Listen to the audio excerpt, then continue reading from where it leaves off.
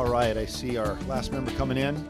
So before we begin, I'd like to remind the audience that pursuant to Section 23.2 of the Charter, we need to ask anyone under the age of 18 as of 7:15 to please leave the council chambers. They're just like, yeah, whatever. Just kidding. Welcome. Good to see so many ambassadors, both from Longmont and abroad. So that's the first order of business. Welcome, welcome. Yeah, you can give yourselves a hand. All right, so let's go ahead and call this meeting to order. I would now like to call not only the meeting to order, but let's do roll call and pledge. Mayor Bagley? Here. Council members Christensen? Here. Finley? Here. Martin? Here. Peck? Rodriguez? Here. Waters? Mayor, you have a quorum. Thank you. Pledge. I pledge allegiance to the flag of the United States of America and to the republic for which it stands, one nation, under God, indivisible, with liberty and justice for all. Okay, let's go on to our public invited to be heard. There's only 4 of you here, so nevertheless, at 3 minutes, I got to cut you off because that's what I always do, just because that's kind of the rule. But let's go ahead with Linda Schlacke or Schlake. Schlacke. If you could state your name and address when you come up, that'd be great.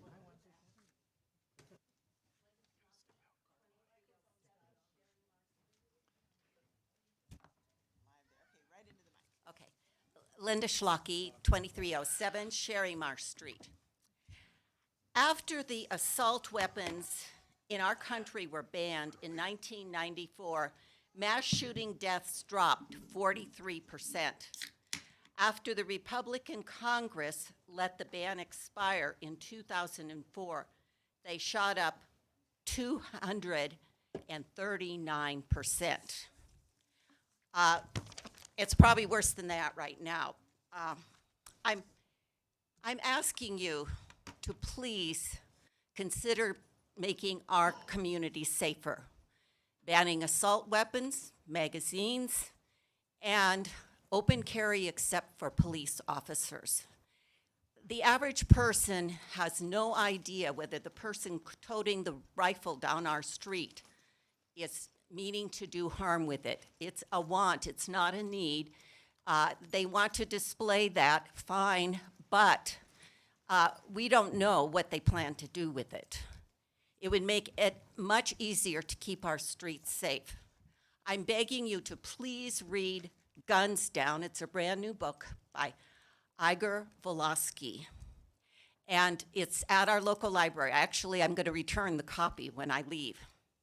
It's a good book for anyone who wants to build a safe America and safe American communities. The truth is, the gun lobby has no interest in protecting our constitutional rights. It is focused on helping those who profit from guns and make more money.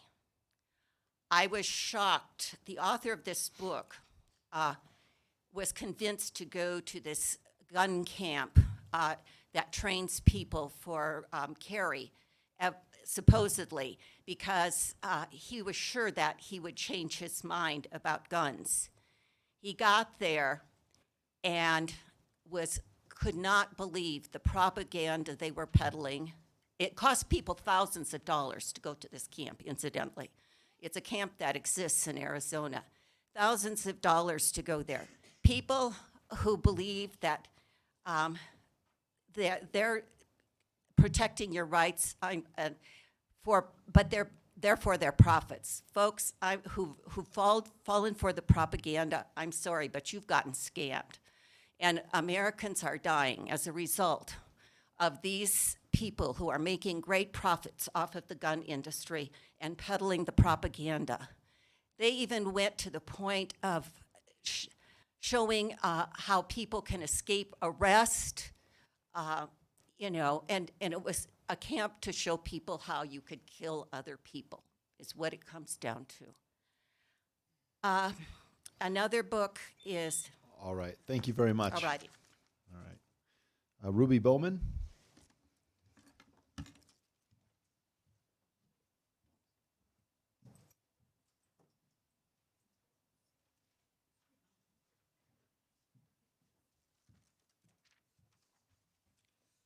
Mayor Bagley, council members, Ruby Bowman, 1512 Left Hand Drive. I'm here tonight to address the water rate study. I don't want to pay more for my water service. Scenarios A and B, as presented in council's communication memo, will result in water rate increases on top of those we are already paying for.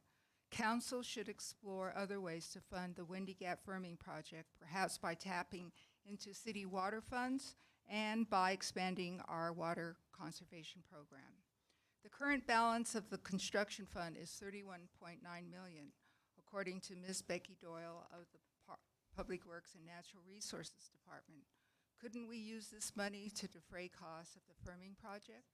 Expansion of the city's water conservation program should also be on the table. The new target goal for our water supply at build-out is 32,500 acre-feet. This number is down from the 2012 figure, which was 32,730. One of the reasons for the decrease is due to residents' conservation efforts. I believe we can lower the build-out target by expanding our water conservation program.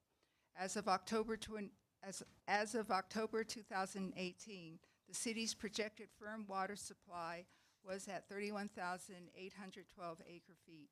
This is 688 acre-feet less than the current build-out goal. If we can lower the water supply goal at build-out even more through water conservation, we will be close to meeting our water supply requirements. More than 50% of water consumption happens outdoors, so it also provides the greatest potential to reduce consumption. This statement is on the city's website. Council should consider providing an incentive for bluegrass turf replacement for homeowners and also look into other ways to reduce our outdoor water use. My suggestions to raise money for water costs are increase developer water supply impact fees and increase the rate for cash in lieu of water rights. The current rate is $15,324 per acre-feet. This amount is not enough to buy a Colorado Big Thompson water unit. The cash in lieu rate has been higher in the past. And finally, the Windy Gap project is a very expensive project with escalating costs. It's time to reduce the city's participation level or cut it loose entirely. Thank you. Thank you, Ms. Bowman. Kim Nake, or Kanaki? Kanake. Mayor Bagley, council members, Kim Kanake, 136 South Main Street. Just want to compliment you on the river project. It's a beautiful thing the city's doing there, the extent of it.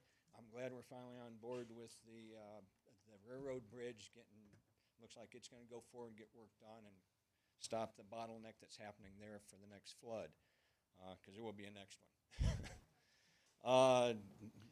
Sir, the paper's doing this. If you could lift that up, speak right in it. Okay. There you go. There you go. Me having adjacent property to the river, I am finding that tubers, rafters are coming into my property trying to find access to the river, and that has been interesting. Just wanted to point that out. There's one possibility in the future is the property on the north side of the bank between Main Street Bridge and Pratt Street Bridge. The city does own that. Rather than selling it for high-rise apartment complexes, I think it'd be a great additional park for tubers and rafters to access the river from that point, go underneath the Main Street Bridge down to the Martin Street Bridge, and then walk back up or ride. I even saw a guy with a bicycle with a trailer on the back giving tubers rides back up the river with their tubes, which is great entrepreneurship. The main reason I was here, and I don't know if it's too late with the title of Longmont being You Belong in Longmont, when that first came out, and if there's a chance to change it now or in the future, to me when you say you belong in Longmont, or I hear it or I read it, to me it sounds like you belong in jail. Personal thought. Thank you very much for your time. Sometimes I feel that way. No, just kidding. Sometimes, yes, the Mayor Pro Tem points out about all the time, Mayor Bagley. All right, Strider Benston.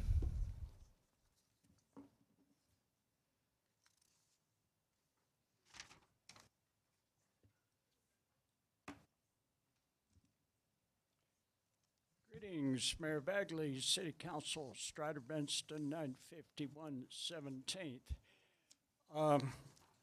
Toni Morrison died today at age 88, and I speak from her.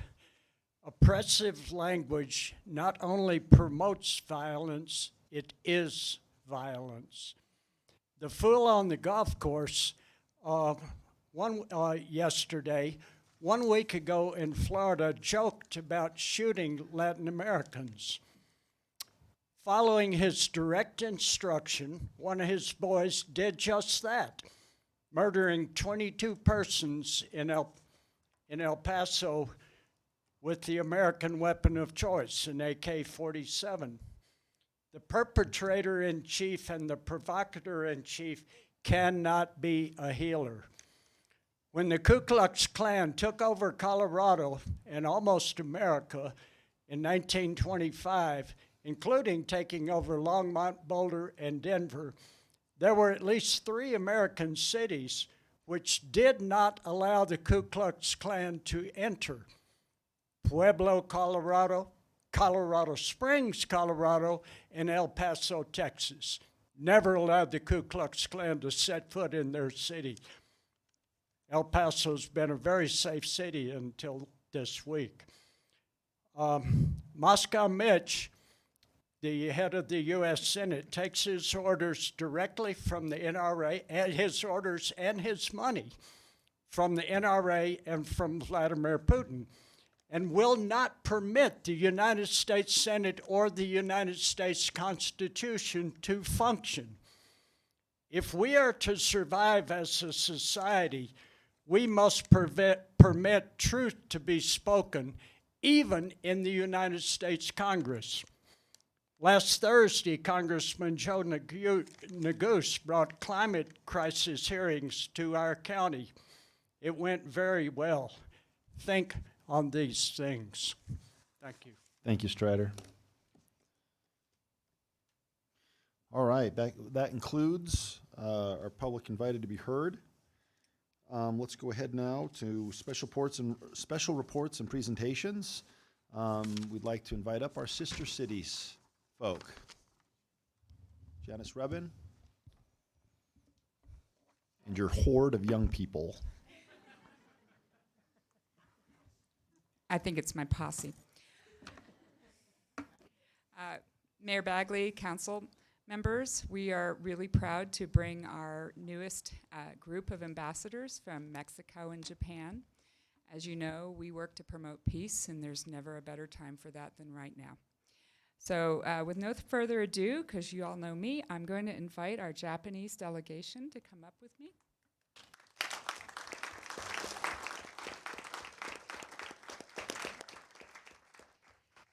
We have 2 chaperones, Yuji and Iri-chan. Come on up.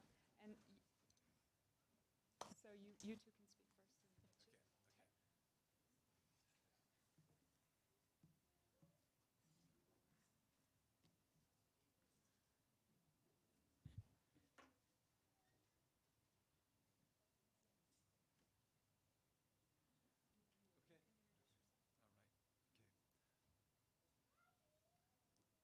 Good evening. I'm Yuji Yamaoka from Board of Education in Chino City, Japan. It's my great honor to meet the mayor, Mr. Bagley, and council members. We'd like to thank the Sister Cities Committee members in Longmont. We celebrate the 29-year friendship between the city of Longmont and Chino City. Well, thank you very much for inviting and receiving us, 8 Japanese students and 2 chaperones. We all appreciate you for wonderful hospitality. The students have done many things here which they have not experienced in Japan. Longmont is a nice city, safe, rich, and a comfortable place to stay in. The people in Longmont are really friendly, kind, supportive, and inclusive of people with different colors. Some Americans work in Chino City as an English teacher. The American said to me, Longmont is a safe and rich town. When they are asked what image do they have about Longmont, that's why Longmont has been awarded All America City Award twice. It was last year and the year 2006. Congratulations.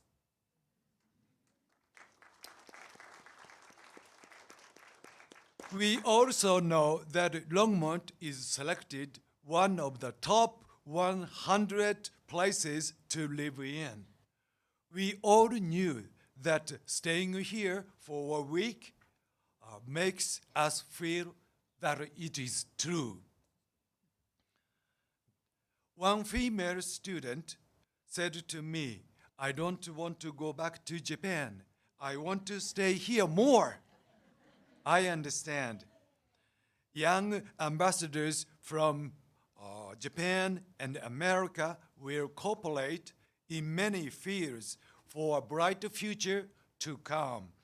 As Longmont native astronaut, Vance Brand cooperated with Soviet on Apollo-Soyuz mission. Again, Longmont is a very, very, very nice city. Let's cooperate for world peace and for mutual prosperity. Thank you.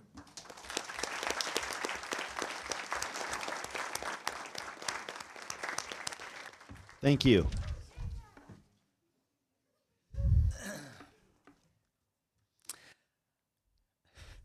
Good morning, ladies and gentlemen.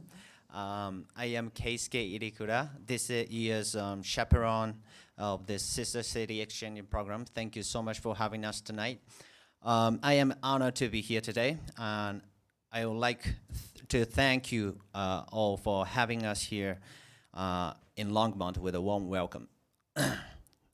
Currently, I am a high school English teacher, and it has been my dream to visit this beautiful city someday in my life since I was 15 years old. As my friend who visited here 15 years ago has always been bragging about it. But now I know the reason. People here are so sweet that I didn't feel any cultural barriers between us. Plus, having Colorado peaches after taking a bath, nothing like it. Today, because of the development of the technology, we live in this world where we tend to feel that we have actually experienced something even when we have not. For example, when you want to see a beautiful view, you can just Google it and enjoy it. And I have my favorite Albert Einstein's quote that goes, "The only source of knowledge is experience." So I would like my students to feel their experience because the heart will never forget what the mind tries to remember. I believe that what the students learn during these 10 days will become something valuable somewhere down the road. We only have 3 more days. I would like them to fully enjoy their stay, learn many things, and maximize the value of it. Lastly, I appreciate everyone making this happen. Thank you very much. Thank you. Mr. Kanake, is that an appropriate slogan? Longmont, take a bath, eat a peach. Right? I think we got it. All right, let's hear from these students. Hello, my name is Yuma Suzuki, and I'm 15 years old. And I belong to science club at my school, and we are making a robot with Legos.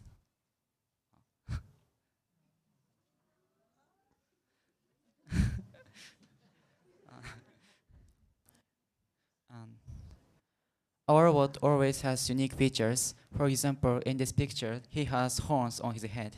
And it looks meaningless, has no function at all, but it is okay because it is funny and we enjoy it. Uh, and however, we are not just playing. We are going to partake in the Space Elevator Robot contest in Japan. I hope that we'll win at the contest. Also, I've been interested in science and space since I was 5. Um, so I wanna work at space exploration agency like NASA in the future. That's all, thank you.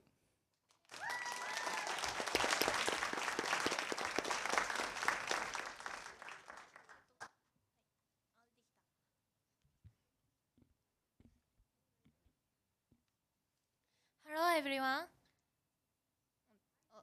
Yeah. Hi. My name is Michael Oe. I belong to the local speed skate club and I love singing.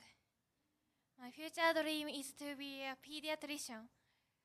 The reason is that the pediatrician teacher I met when I was young was very kind to me. I strongly wanted to be like that too. Thank you for listening.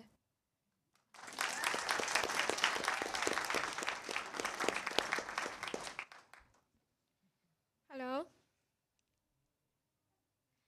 I am Tsukino Tsimura. I am 14 years old, and I have 4 people in my family, a father, a mother, and an older sister. I have a Scottish Terrier as well. He is 8 years old. He is very cute. I am in my school's basketball club. I practice hard every day. My dream is to become a vet who protects animals abroad because I love animals. I want to make use of the wonderful experience of homestay in my dream to become a vet. Thank you.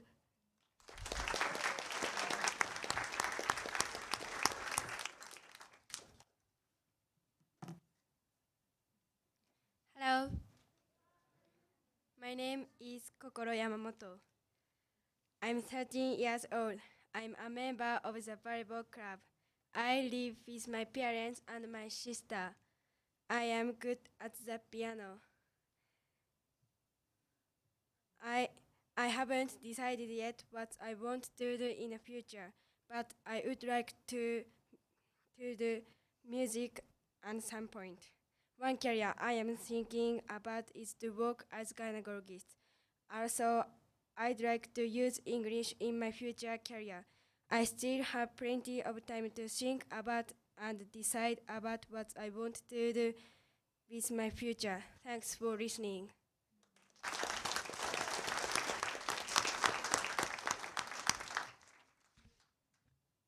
Hi, my name is Riho Hidaka. My first name is Riho, which means advance step by step to my dream. I have a family of 4 parents and a young brother. I sometimes play badminton with my mother. I stayed in Singapore before because of my father's overseas assignment. I visited the statue of Malayon many times. I like this colorful Malayon. My hobby is going window shopping and having some tea and sweets in Starbucks. I want to do something to build a bridge between Japan and foreign countries in the future. I am so glad to be here. Thank you. Thank you.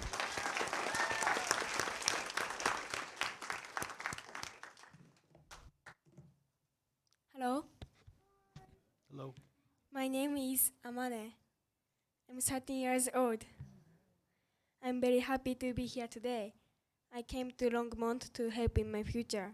Nursery teacher, nurse, hair and makeup artist, and so on. There are many things I want to do. I came to Longmont, find my own potential. I like American pop music, Korean pop music, and Japanese pop music. I want to learn many things through music and make foreign country friends. Thank you for listening to me.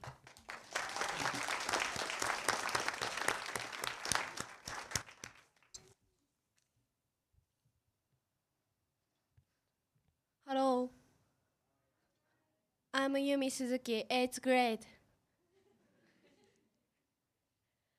I'm in the sewing and cooking club. In the club, I made clothes and we do fashion shows in our school festival. I love cooking too, so in the future, I am going to take a job which connects with food and cooking. So here in Longmont, I'm looking forward to eating a lot of yummy foods. Thank you.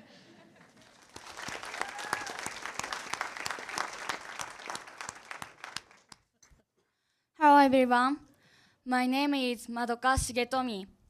I belong to the swimming club in my school. It was wonderful time to swim with my friend for these 3 years. Now I have a dream. I want to be a voice actor because I like to watch anime and I think the voice actors are amazing. I want to move people with my voice and works. Thank you for the opportunity like this. I hope you enjoy this trip very much, and I'm looking forward to showing you around Japan 2 years later. Thank you very much. Thank you.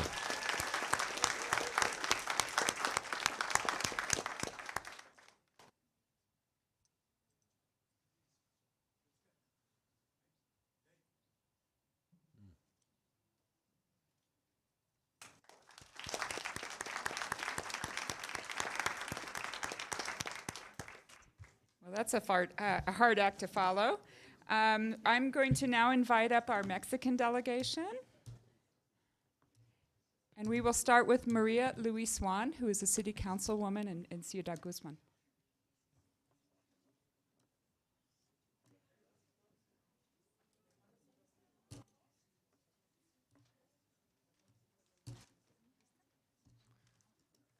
Mucho gusto verte otra vez. Hola.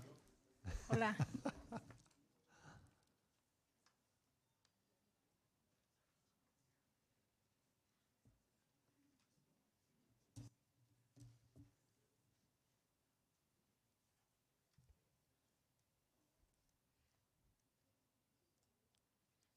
Mayor Bagley, City Council members, representatives from Shino, Japan, and the Arapaho Nation, ladies and gentlemen. My name is Maria Luis Juan. I'm a City Council member and also a member of the Sister City Committee of Ciudad Guzman. We are celebrating 20 years of collaboration between Longmont and Ciudad Guzman. At first, both cities share the common goals of progress, development, justice, order, and welfare for the population, as well as hospitality. The committee of both cities and their governments have worked to improve relationships through the Sister City program. Both have been convinced of the need to execute programs and actions that have an effective impact on the economic and social progress of their respective cities.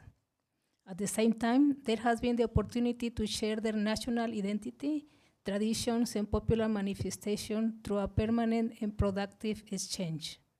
From the beginning to this day, there is a constant interest in keeping that flame alive. That has resulted in recognizing as a part of a single community that shares with each other the richness of who we are. We have grown so much together, and we still have so much to grow, that it is necessary to continue working in order to encourage the development of our people. Be assured that whenever you decide to visit us, you will always be welcome as our distinguished guests.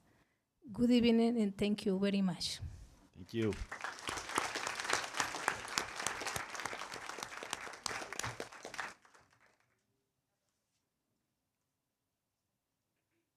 I would now like to introduce Alberto Gutierrez. He is the fire chief of Ciudad Guzman, and Jenny will translate for him. Muy buenas tardes. Saludo a todo su consejo y al alcalde, en el cual agradezco el haber tenido esta oportunidad de estar aquí en Longmont. Said good evening, and he'd like to say hello to Mayor Bagley and the rest of council, and give thanks for being here this evening. Yo soy Alberto Gutiérrez, soy el jefe de Protección Civil y Bomberos de Ciudad Guzmán, Jalisco, México. He is Alberto Gutierrez, and he is the chief of the fire department in Ciudad Guzman. Asimismo, en nombre de mis compañeros y mi comunidad, la verdad, tenemos un total agradecimiento a la ciudad de Longmont por todo este intercambio y visitas y equipo que hemos recibido. On behalf of his coworkers and his community, he is very grateful, and they are very grateful for the support that Longmont has offered them and the equipment as well. Y sé que será de gran beneficio para mi comunidad, en el cual mi mayor deseo es tener estos lazos de amistad con Longmont y Ciudad Guzmán. He's very grateful for that, and he wishes to continue these friendships with Ciudad Guzman and Longmont because it is of great benefit to both communities. Me voy contento y con una gran experiencia de haber estado aquí en Longmont y que de verdad hay mucho que aprender, hay mucho que llevar a nuestra comunidad y espero que sean muchas veces más. He leaves very happy because he's had great experiences here in Longmont, and he can't wait for many more to come. Thank you very much. ¿Recibiste la troca? Thank you very much. ¿Tienes la Ya troca recibí. ya? Ya recibí la troca. ¿Está allá o está aquí todavía? Aquí nos la vamos a llevar en este mes. Este mes. Ok. Más que un año, pero por fin. Ok. Felicidades. Okay.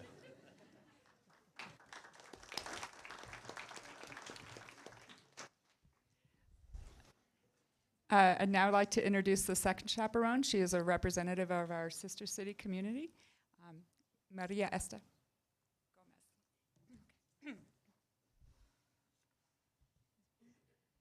Good evening. My name is Esther Gomez. It's a great honor to accompany the group of ambassadors from Mexico as a chaperone. We celebrate 22 years of friendship between the city of Longmont, Colorado and Ciudad Guzman. These years have been full of experiences, learning, and many friends. All the people who have had the opportunity to be in this beautiful city long to return. I seen the City Council of Longmont, the City of Zapotlán el Grande, the Committee of Sister Cities of Longmont, as well as the Committee of Sister Cities of Ciudad Guzman, for the opportunity to have the wonderful experience. Thank you. Thank you.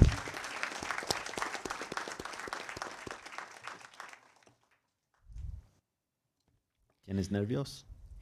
Yes. Ustedes no deben tener nervios. Para que sepan, hay una televisión y todo México lo puede ver si quiere.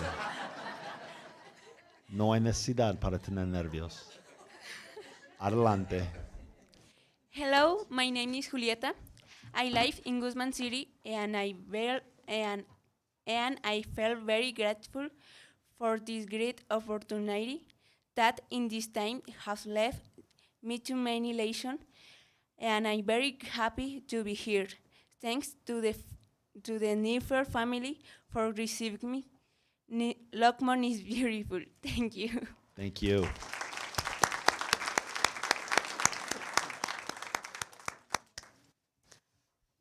Hello, good evening. My name is Maria Jose Romero. I'm 15 years old and I'm from Guzman City, Jalisco, Mexico. I am very grateful for the possibility that the governments of both countries at the Committee of Sister Cities allow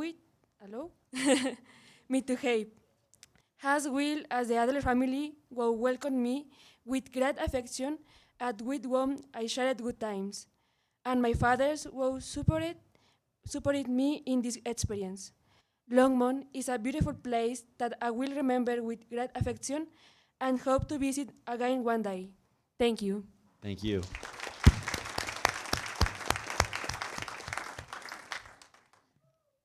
Hi, my name is Joan Bravo. I'm 15 years old, and I am part of the Mexican delegation. First, I want to thank the Sister City community of Longmont and Ciudad Guzman City for this opportunity. Now, I would like to thank all the families that received us, especially the family that opened the doors of their home and made me to feel another member of the family. They are amazing. and are welcome in my home whenever they want. Thank you. Thank you.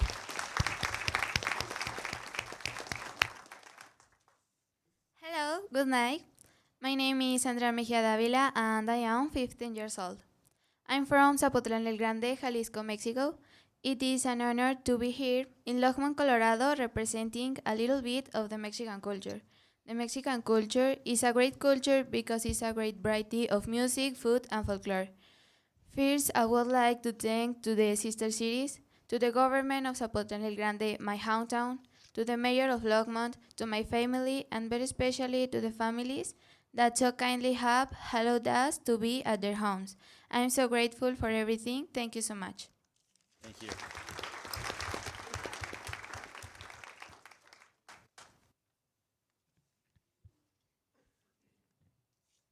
Hello. Good evening, members of the town hall. My name is Diego Isaac Romolao. I'm 14 years old and I study at Jose Vasconcelos Calderon Middle School. I want to thank the Longmont Ciudad Guzmán Sister City program for granting me an opportunity to participate as an ambassador. It's been an amazing experience to know more about your culture, your city, your traditions, but most of all to get to know your people and your kind hospitality towards me. It also has been gift to have been able to interact and have a time with Japanese people. I take back home the task of learning more about their culture.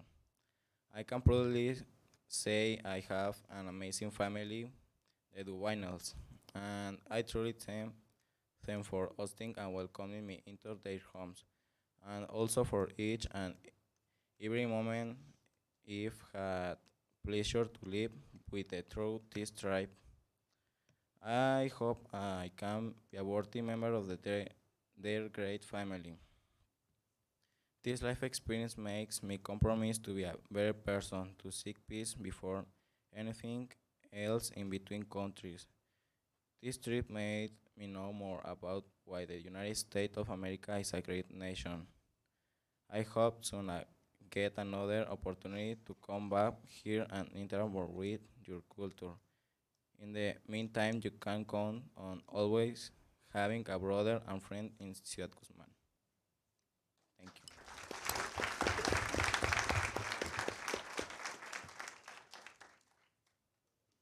Hello, good evening. My name is Jorge Alejandro Martinez Grant, and I want to thank the committee for giving me the opportunity to be here. I want to thank to Sophia's family for receiving me and for treating me so good throughout the time I have been at home. I want to say that this has been one of the best experience of my life, and I hope we can finish this meeting in the best possible way. Thank you. Thank you.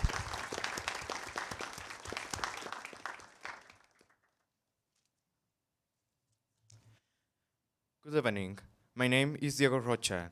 I am 15 years old, and it's for me a pleasure participate in this exchange to able to discover and explore the diversity of our society. I thank for the government of Longmont, the Sister City Committee, and the Donley family for this opportunity. Thank you. Thank you.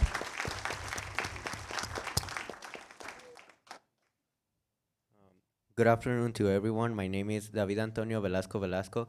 I'm 16 years old. I came here with the hope of having a new experiences and open my vision of the world. But I realized that interchange is more than that. I was able to see how a group of people can make a real friendship in a short time. Even with the language wall, I'm really grateful for meeting these amazing people that now I can call my friends and family. Now I realize how big the world is and how much opportunities are waiting for us out there. This trip has made me a better person in all the aspects of my life. Thankfully, I have a great family that support me in everything I want to do. I can't thank them enough for what they have done for me. I would like to appreciate my host family, the Hansens, for opening the doors of their home and hospitality. I feel like a part of the family now. And secondly, I want to thank, I would like to thank both sister cities committees for giving us the opportunity for three countries come together as one. Also, both governments, Zapotlán el Grande and Longmont, for making this experience even better. I'm looking forward to see you all again. Thanks for being a part of my life. All right, thank you.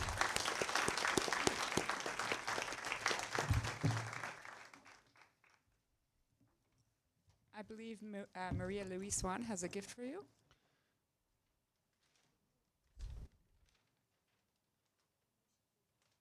We can do a picture. We're not done yet.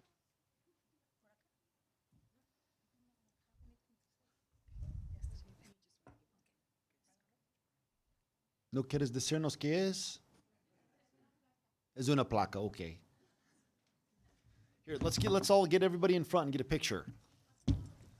Porque tenemos un regalo para ustedes también.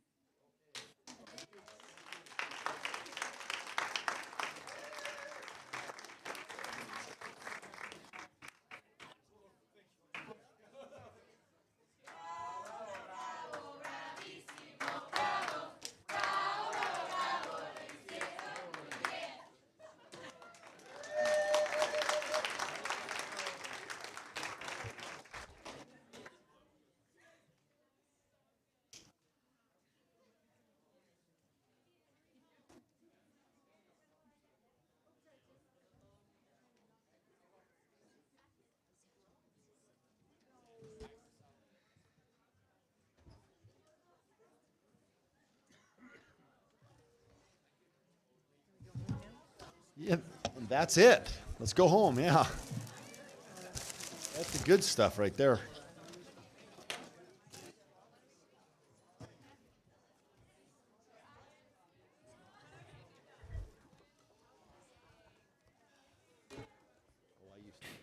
Test. Oh.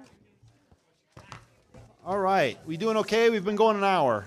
Anybody on council? Can we go through, go on to study session item 5A, electric and water rate studies? All right, let's go ahead and way to go, Dale. Mr. Dale Rodemaker. It's going to be a party tonight, Dale.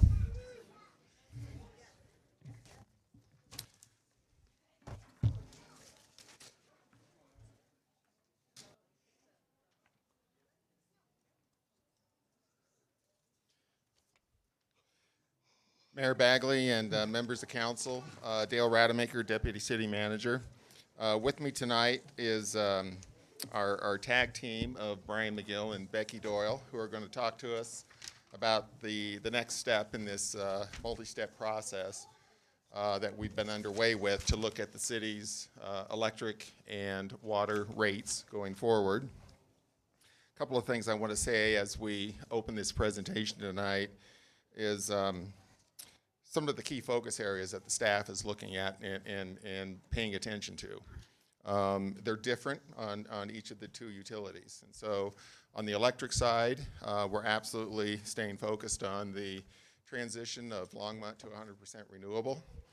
We're looking at options going forward that will position the city to best be able to succeed in that goal and to be good partners with Platte River as well as our other member cities.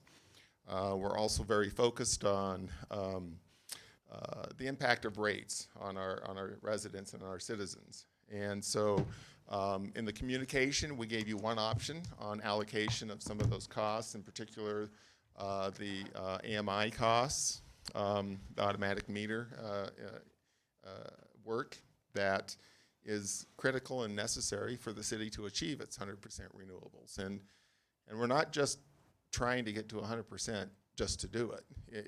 It's to reduce our greenhouse gas generation out of this community in a fundamental way. And we think there is certainly a sense of urgency to move on that as quickly as we can. On the water side, what we're looking at there is we have a $200 million capital program staring at us. We briefed you on that a number of different times as we've completed the different studies within the water utility. We are committed to, again, bringing forth options that manage those costs to the maximum ability that we can, allocate those costs appropriately to the different customer classes, and then finally, at the end of the day, provide the city with the resources necessary to ensure a reliable water supply in the face of some of the things that we're also trying to do on the electric side. Deal with pending climate change impacts, deal with regulatory changes, deal with changing issues in our environment. And at the end of the day, that citizens in Longmont have trust in knowing that they can rely on their city to always have the quality of water that they've come accustomed to. Same issue though, trying to make that as affordable as we can, trying to make it as equitable as we can. Tonight, however, we are not talking specifically on those rate design issues. Those are going to be coming up at subsequent meetings. Tonight, it's really looking at the cost of that service, and it's looking at some options on the allocation of those costs between customer classes. And so I'm trying to sort of set the stage a little bit on what we want to accomplish tonight, what's going to still be coming forward, and then ultimately tonight to get council's direction on a couple of those pieces. And so without further ado, I'll turn it over. I do want to do one other thing, because I always forget. So also want to introduce both to the Longmont community and to City Council publicly, David Hornbacher has joined our team here in Longmont. David has over 25 years of experience in the electric and water utilities. He is Longmont's new electric services director. I've known David for many years. David and I have known each other from probably back in the mid-1980s. David has a very, I would call it stellar career. You know, some of us just stayed here. He went and really made things of himself. And so he left Longmont, went down to Colorado Springs Utilities, did some great work down there at CSU, left there and went to work for Xcel Energy out of their Boulder office, looking at the whole north metro area of Denver. And then in the last 10 years, he's been up in that, I call it the swanky little city of Aspen, up in the hills up here, and been doing really good work overseeing both their water and their electric utilities. And so I'm grateful David has decided to join our team. I'm looking forward to his input. One of the things they accomplished in Aspen, amongst others, was that they have been able to get to 100% renewable, have been there for quite some time. And I think it's always good to go with somebody that knows how to get there, has some track record of getting there, and can help us, be good partners with Platte River. And so, David, welcome. And we're not going to put you on the spot too much tonight, though. Wait till next week. This is David's second day, right? So didn't think it was too fair yet. So with that, if any questions with anything that I've said Marcia, so I far? believe you have some questions for David. No? Just kidding, David. Oh, Just you getting dodged a warmed bullet up, there, right? yeah. So I'm going to turn it over to Brian to kick us off. Good evening, Mayor Bagley, members of council. Brian McGill, utility rate analyst with Longmont Power and Communications. So the first thing we're going to do tonight is we're going to review the electric cost of service analysis. And I would also like to mention we have split this presentation up into two sections, the electric cost of service presentation and then the water cost of service presentation. And we would like to stop after each section to receive council direction. So we'll start with the electric cost of service analysis, and at the June 11th council meeting, staff was directed to develop different funding level scenarios for the AMI project. And so after we go through this analysis, we'd like to then get council direction on which of those scenarios to include as we develop rate alternatives, which we will tentatively be bringing back at the end of August. So here is a list of the major factors that are contributing to the revenue requirement increase for the electric utility. So you can see there is the funding for the advanced metering infrastructure or AMI project, the expenses to complete the purchase of and implementation of the customer information system, and then increased wholesale energy costs from Platte River. And so we have developed three scenarios around the advanced metering project. And so we've developed scenarios for $2, $2.5, and $3 million funding per year for that project. And what's driving the increases at the wholesale energy level are growth in customer count, as well as increases from Platte River Power Authority for our wholesale energy costs. However, even with those increases from PRPA, they will still be the lowest wholesale energy provider in the region. And the purchase power expenses are allocated to the different customer classes based upon how those classes use the distribution system, whereas the AMI and CIS costs are allocated based on number of meters per customer class. And due to the fact that the residential class has 88% of the total electric meters in the city, they are having a more significant impact to their class based upon AMI and CIS costs. So the total revenue requirement increase for the electric utility over the 2-year time frame is between $6 to $7 million, depending on which AMI funding level option is selected. And that's what this chart is showing. It's showing the annual revenue requirement for the three different scenarios compared to what the revenue projection is based upon current rates. And so the three scenarios that we have developed do use both rate revenue and use of electric reserves to fund the AMI project. And the projected electric utility reserve balance at the beginning of 2020 is approximately $9 million. And one of the key uses of a utilities reserve is to use it as a rate stabilization tool, and so that's what we're doing. And then one of the benefits also to using that reserve to help fund the AMI project is we can complete the project quickly and then collect the funds over a longer time frame. A risk, though, to using reserves is to take your balance low, and then you might not have the ability to cover if there was an emergency. But in our 3 scenarios, we don't think we've done that. And also, in all 3 of the scenarios we're going to present, we are showing that the AMI will be completed by year-end 2023. And then also in the 3 scenarios, there will be 2 different tables for each scenario. The first table will show the overall revenue requirement increase, and then also how those increases are affecting each individual rate class. And then the second table will show the impacts to the electric utility reserve balance. Okay, so the first scenario, scenario A, funds the AMI project at $2 million per year. And so you can see that the overall revenue requirement increase over the 2 years would be 8.3% at this funding level. And then you can also see that the residential class is being impacted the most. And again, that is due to the fact that we're allocating that based upon number of meters in that class.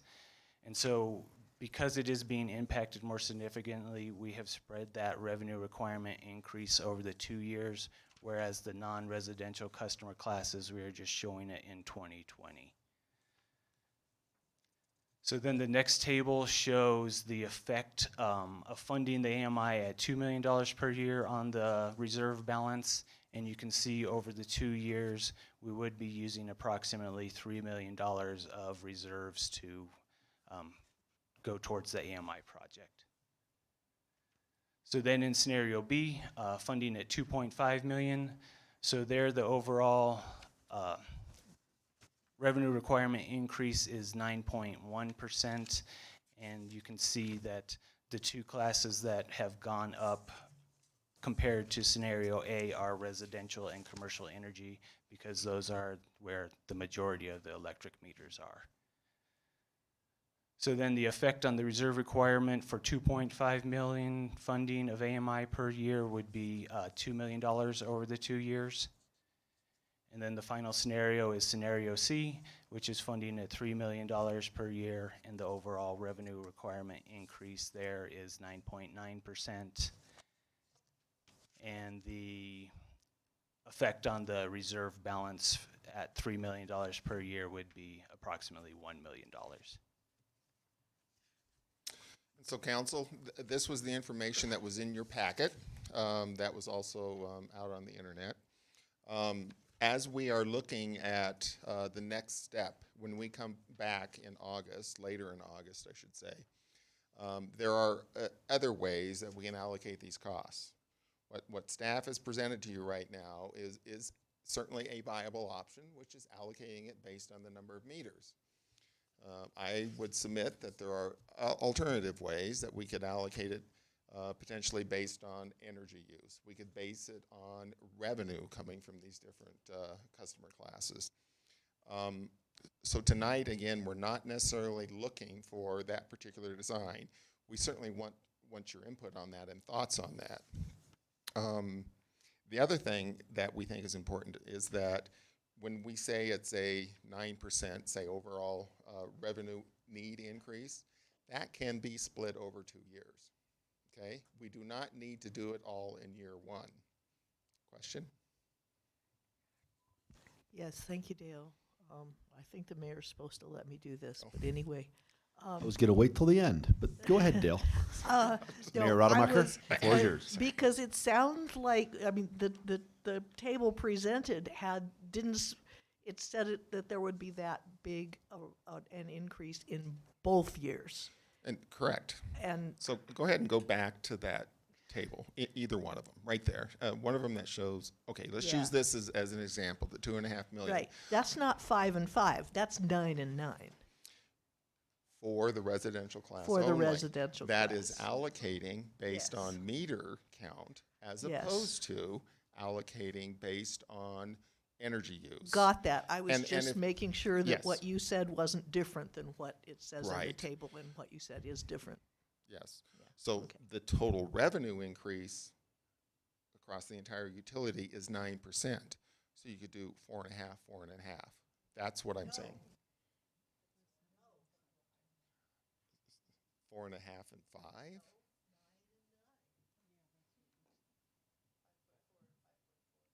$5.4 and 5.4. There's a compounding effect. I did simple math. Becky's far more.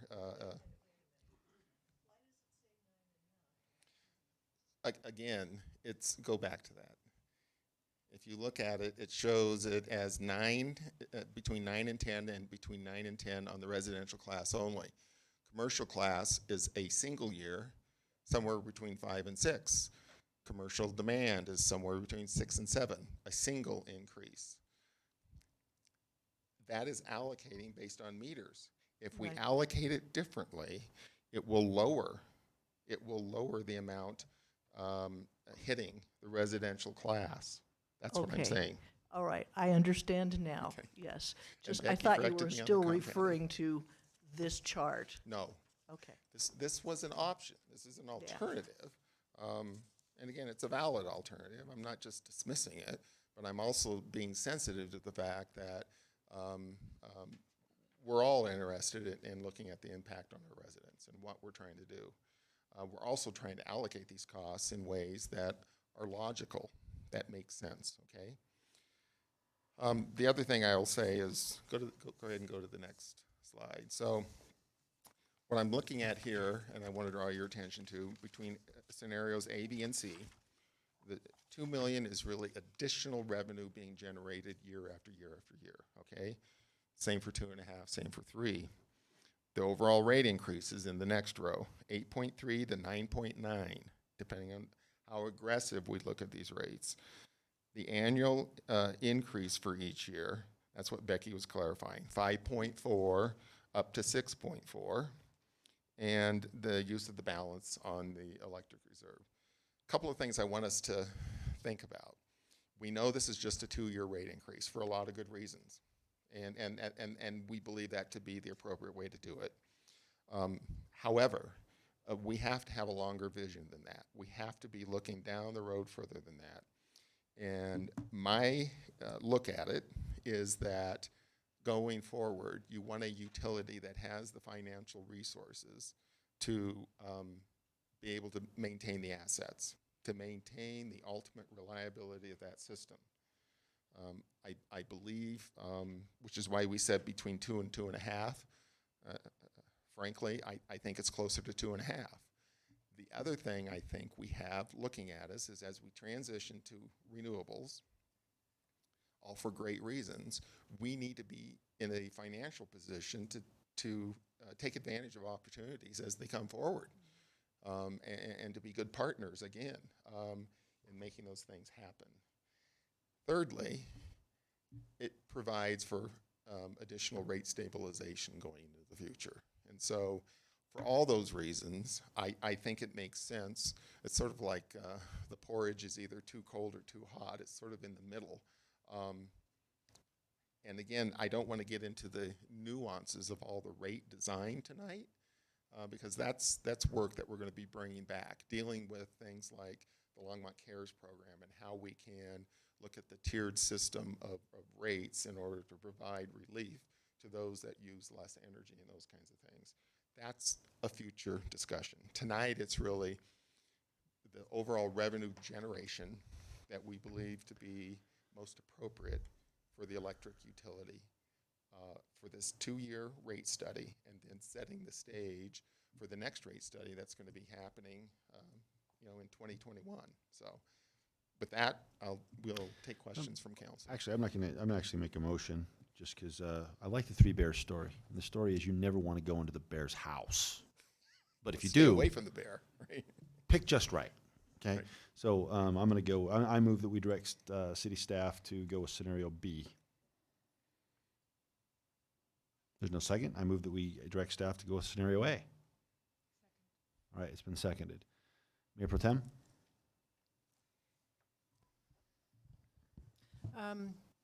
Okay, I still have a question. Maybe you understand it now, but I don't. And I maybe this is just my lack of math, but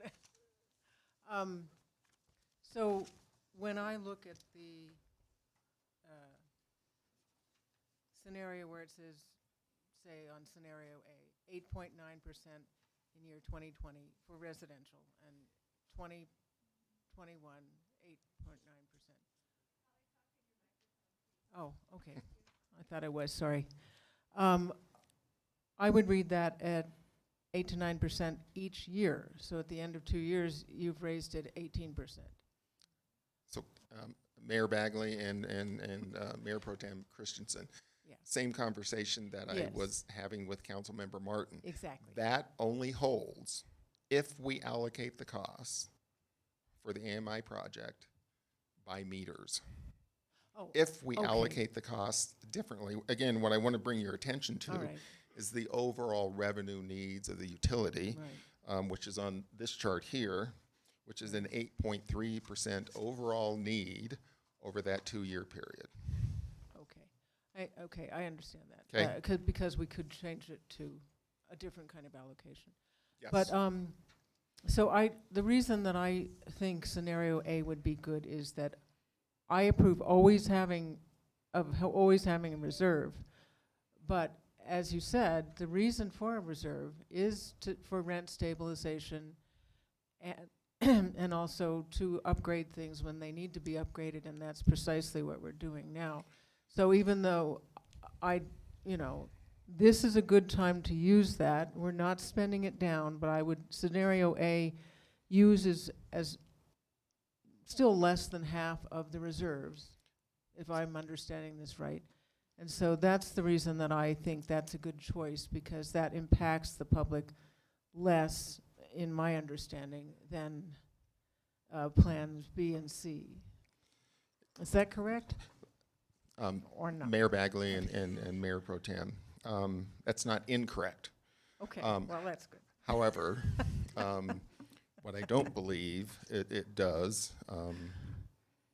I feel a need to sort of share my Yes, please sort of do. a professional opinion on it. I have some concern with regards to the overall level of reinvestment that we have back into the electric utility system, in particular into the distribution system and into the substations. Frankly, I believe it needs to be more robust. Alternative A does not allow, there are not sufficient funds being generated to allow for a greater asset management program to be instituted, nor does it provide us with the flexibility, the financial resources to manage the transition into renewables. And given that we're Okay. talking about a 0.5% per year kind of increase, I think it's a good investment. That's just my advice. Scenario B. Or C. B. I'm saying porridge in the middle, but again, I'm trying to take that middle of the road approach. Again, in our analysis of the situation, we will Okay. absolutely take your direction, and Yeah. we will implement. And the sky isn't going to fall. The world isn't going No. to end. But I don't believe it's going to necessarily position the utility in the best place as it could be going forward. For the future, yeah, Yes. okay, well. I made the motion. I agree with you, but I was alone. So we have a motion on the table. Is there anyone here who would like to speak against the motion? Yes. Okay. Are you going to move option C then?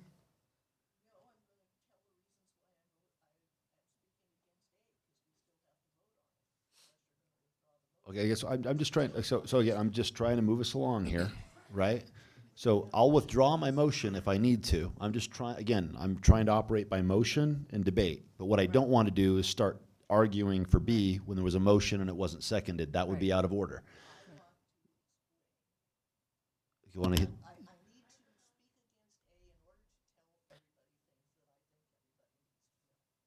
Are you going to make a motion?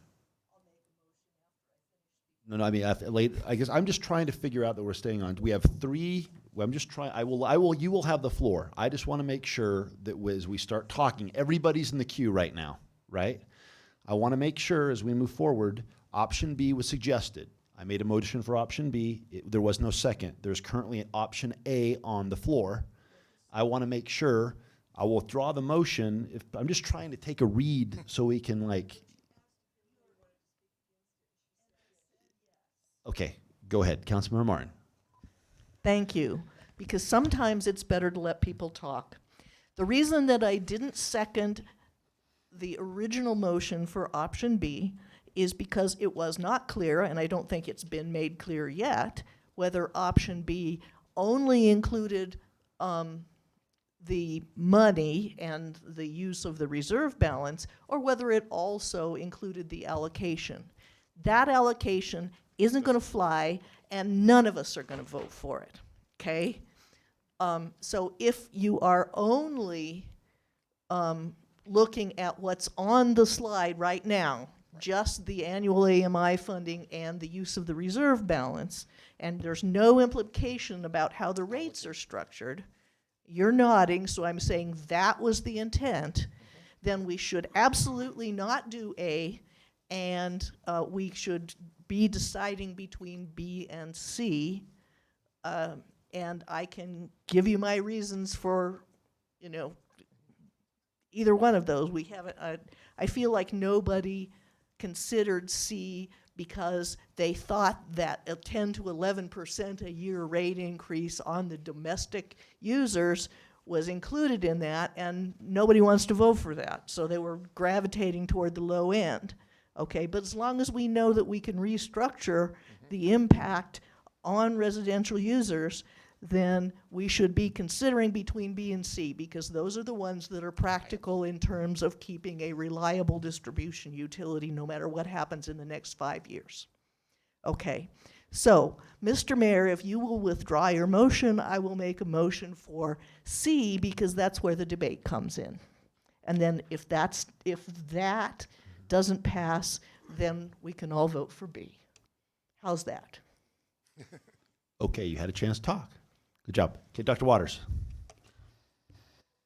Thanks, Mayor Bagley. I have questions. I don't have a position on any of these yet. Help me, Dale or Becky, with reconciling. As I look at the materials we received, now I'm looking at this presentation. I'm looking at now the slide 14 of 20. None of those numbers match up with the slides that you presented to us. So I look at scenario A. Maybe I just don't understand the slide, so that's part of my question. When I look at slide 8 of 20, I see scenario A, and I see the beginning reserve, I see additional use of reserves, I see total dollars. That doesn't match up to anything I'm seeing in column A on page 14. When I go to B, same table, doesn't match up to column B. When I go to slide whatever, I go to the numbers, doesn't match up to column C. So what am I misunderstanding? Because I'm sure I'm misunderstanding something.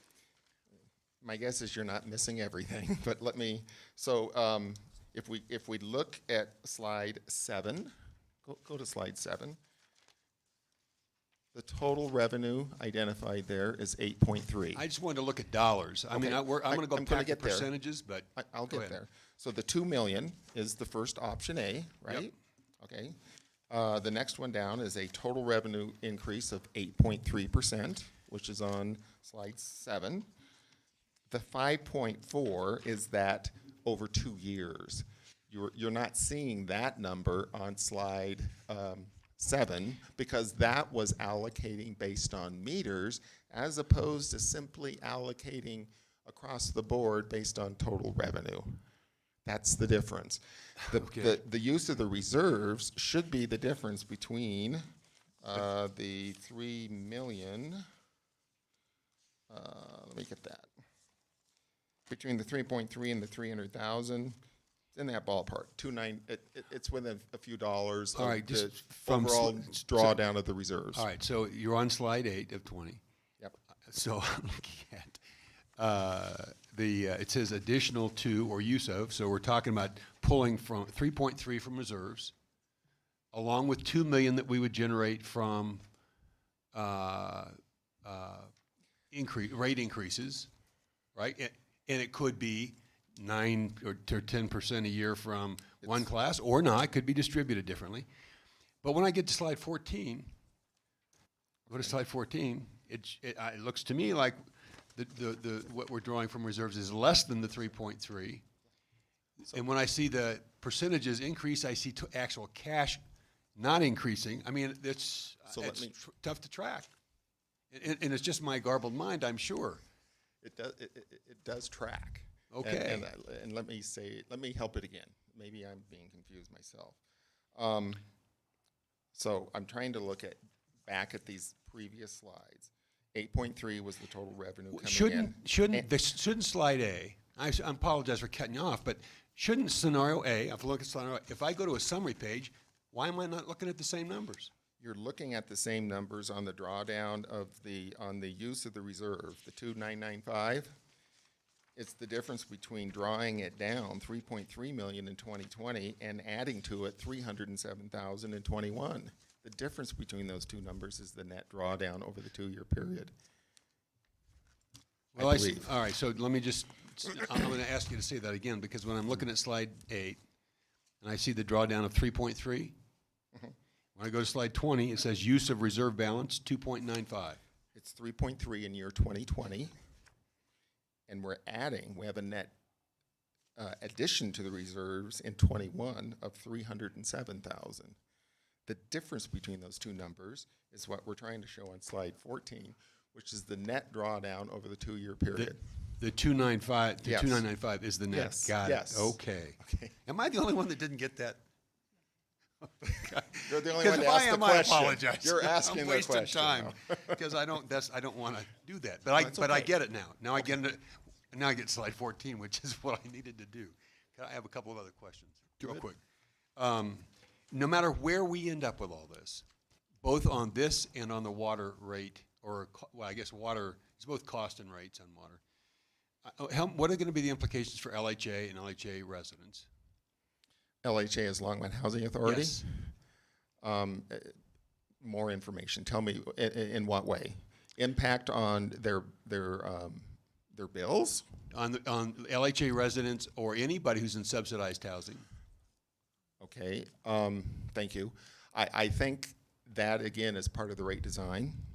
If you want us to look at additional opportunities to offset costs for those in our community that have the least ability to pay these rates, absolutely tell us that. That is coming up in the next, all right, so that's next relevant to the presentation next. when we get to those sort of more finessed actual right. design of the rate itself. So last question. How should I think about both, is it the AMI and is it the, not CMI? What's our, Customer, CIS, yeah. If I think about both of those, we're capitalizing those. Yep. Yeah.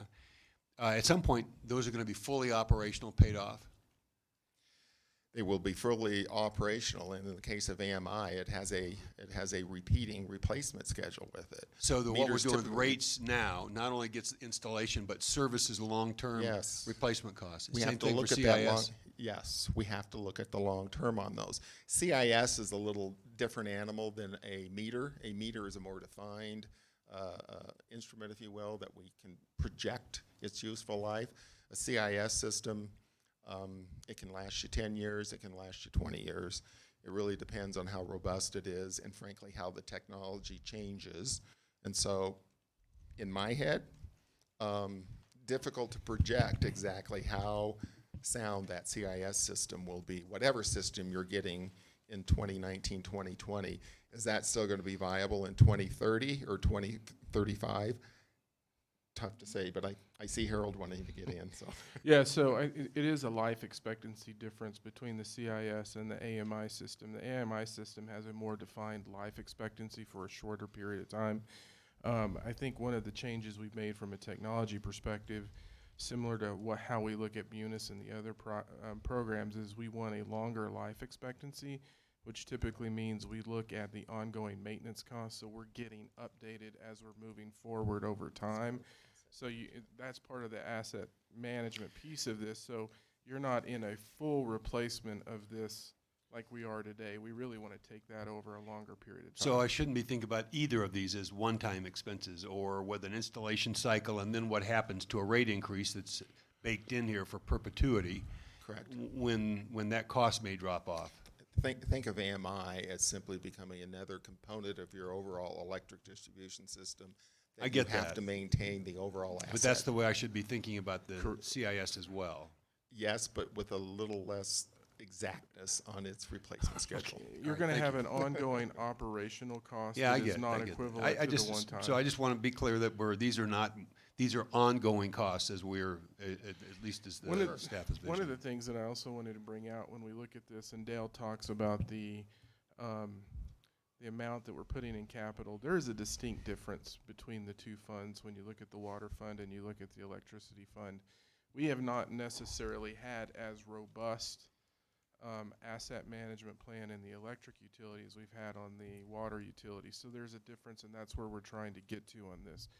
More importantly, when you bring AMI on, one of the first things I learned from David is that you not only use the AMI system in terms of how you try to help folks manage their bills and their usage, you also use the AMI in terms of understanding the infrastructure and the condition of the infrastructure so that you can be more focused on how you replace that. And so when you have that capacity in that rate structure, then if all of a sudden an entire street wants to come in and put EVs and you need the money because now you've potentially taxed that system, you actually have the revenue to come in and do that versus we don't have that now.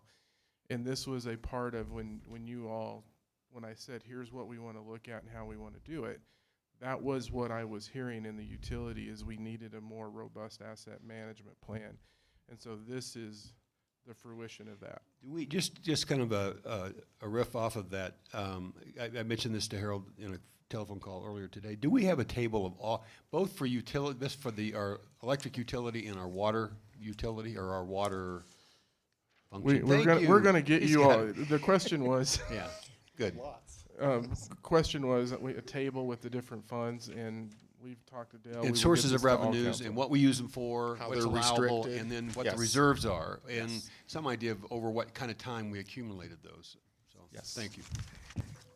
Councilmember Finley. Thank you, Mayor Bagley. I always have the test, of my 94-year-old dad and his 91-year-old wife. Unless you can tell me how they can pay less money using this infrastructure, I'm not going to vote for it at all because they can't afford it, quite frankly. They can't, there are seniors in our town whose utility bill is bigger than their house payment. And that to me is disgusting. If we can use this technology so that they can pay less, I'm all for it. But if we can't, I'm not for it.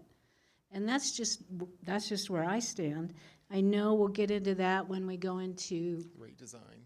the cost, but when people see in our packets that we're going to raise their utility by 20% over 2 years, that makes our emails heat up and our phones heat up because that's just not sustainable for our residents.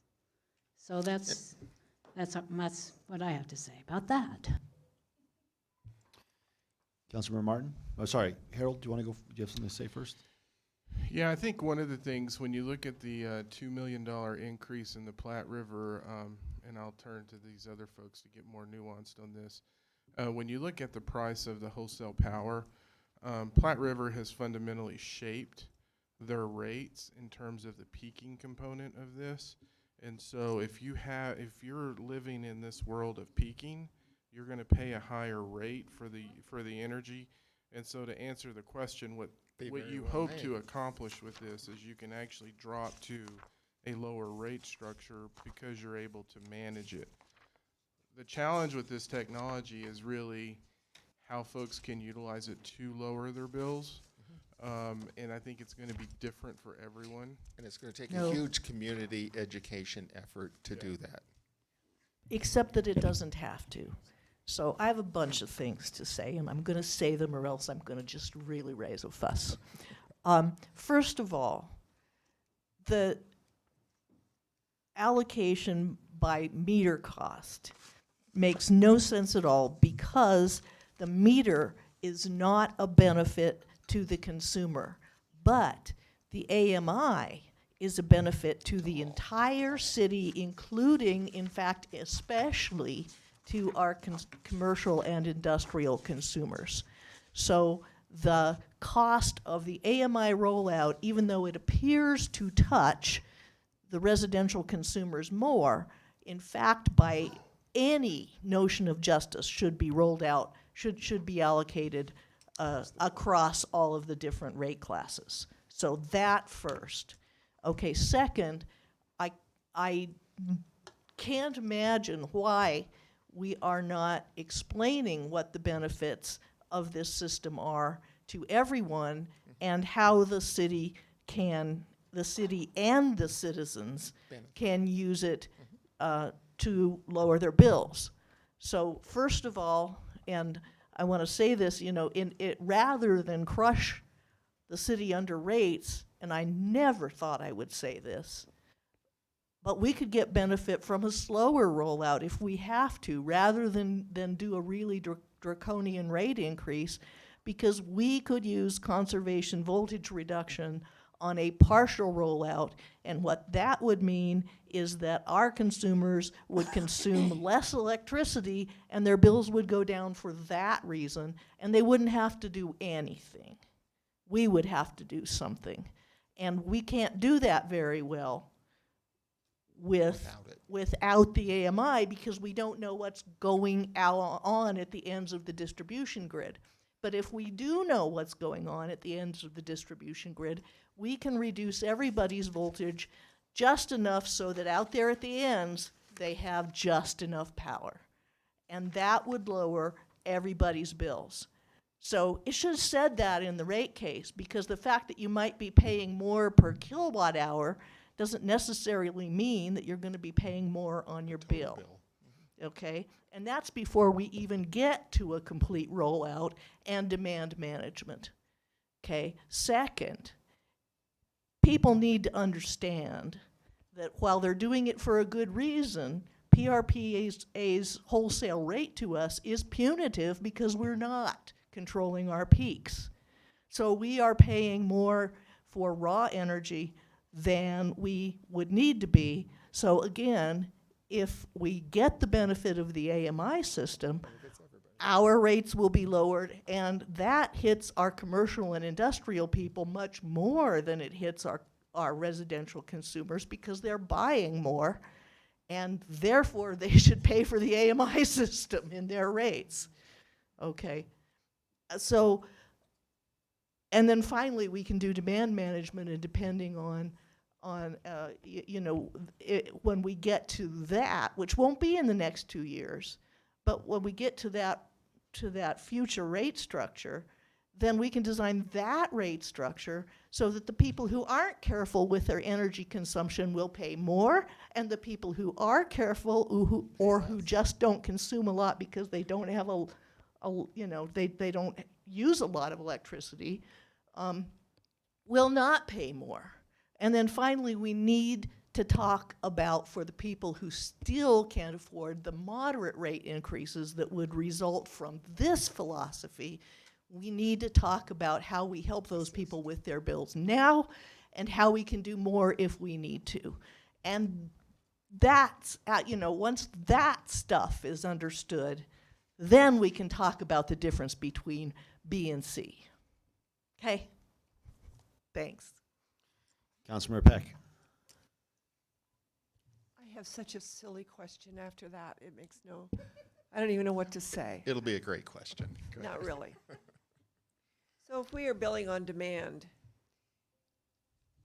and people are using less, and my fear of that, and it goes back to what Councilwoman Finley said, is that just knowing the very elderly, they won't use their energy at all if they think they're only going to pay for what they use. That's a big problem. Just going back to my mom at 96. She doesn't understand the program. I don't care how much you explain it to her. Unless you live with her, it isn't going to work. So my concern is, that's one concern if we do just on demand. if people are really conserving energy, at what point do we rate we're not getting enough money for the system? Because we're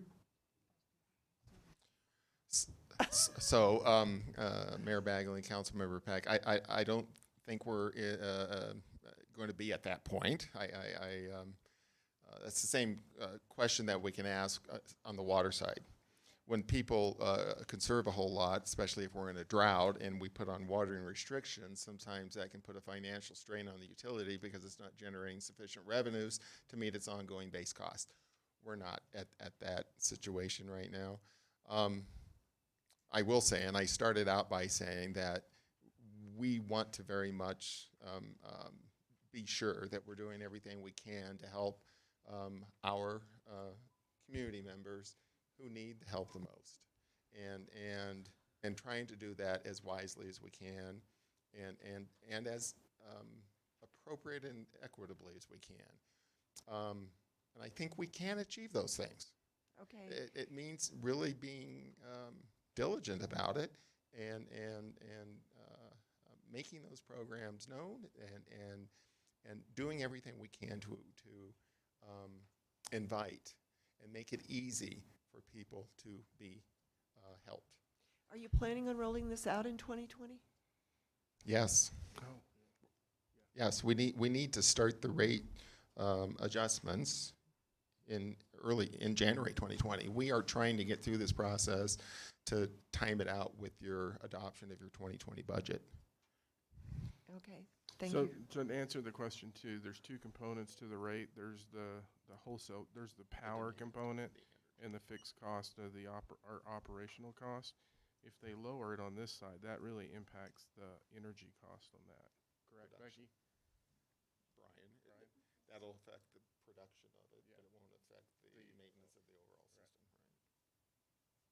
Two parts. So quick question. So my understanding is that the packet asked us to provide direction between scenario A, B, and C. And tonight, however, we are not necessarily deciding on exact rates or the alternate allocation method, correct? We're not doing that, but we're getting a pretty strong signal that says we need to look at allocation methods that are not just a meter. And we get that.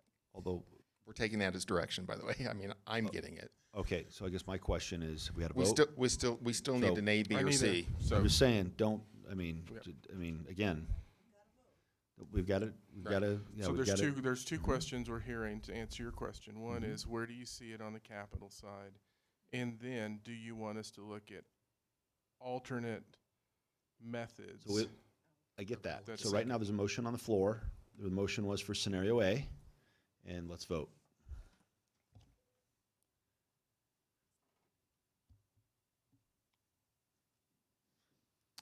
All right, that motion fails 4-3 with Councilmember Finley, Mayor Bagley, and Councilmember Peck 4, and the other 4 against.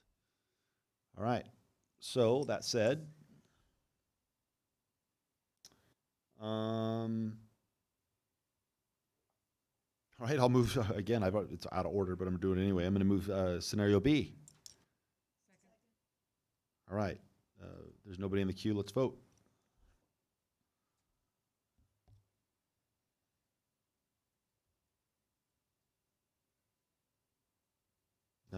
Okay, that passes 6-1 with Councilmember Peck against.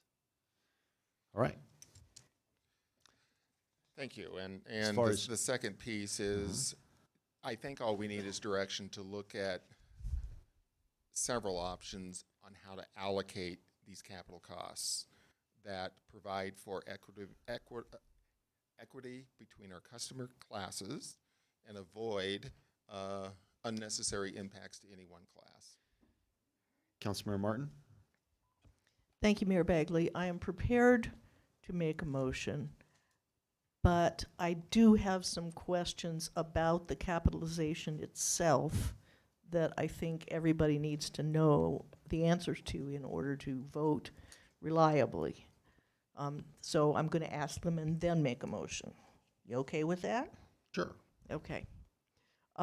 First of all, I'm was completely blindsided by the capitalization of the CIS. It's software, and I believe you guys have been working on it for a couple years already. But I don't think it's been capitalized so far. So it's kind of an unusual thing to capitalize a software expenditure in midstream. What is with that, and why did we decide to do it? Mayor Bagley and Councilmember Martin, I'll let Brian jump in if I say any of this wrong. But as I understand it, the prior rate study for electric was from years 16, 17, 18, or was it 17, 18, 19? We now have much better costs and knowledge of the CIS system. It was not positioned up until now to be able to fully fund the CIS system. And so you're correct. We have been working on the upgrade and the replacement of the CIS for some time. We are showing it as a cost impact that's coming into the utility now and is imminent. It is one that we are moving ahead with rapidly at this point. It is now appropriate to embed it into the rate structure so that it's fully paid for. Okay. I don't know if that's a satisfactory answer, but Well, that's the best one I got. If there were more accountants in the room, I would be interested in what they had to say about it too. But I guess you're back there, Jim. Is this okay? Because I've never seen it done before. Mayor Bagley, members of council, Jim Golden, Chief Financial Officer, and correct me if I'm wrong, we've been capitalizing this from the go. This year, 2019, is really the first year that we have a significant investment in the CIS. And it is, we're beginning to capitalize it. We're only beginning to spend dollars on a feasibility study currently and staff, backfill staff. So we're not as far into this as what I just heard. It sounds like. Yes, Okay. but we will be capitalizing it just like we have the financial system over the past 10 years, but whatever. So we do large system like this, which we hope is going to be in place hopefully 20 years, like the last one that we just came off of. It needs to be capitalized. Okay, yeah, and I'm aware that software is often capitalized, especially if it's a major expenditure, so I'm okay with that. Because I've been hearing about this CIS for a long time, I assumed that it was, being funded out of operations, and that's the way it was. But that's my bad. Okay. Thank you. Yes, thank you, Jim. So, right, I think the last thing I have to say is not really a question. I was worried about that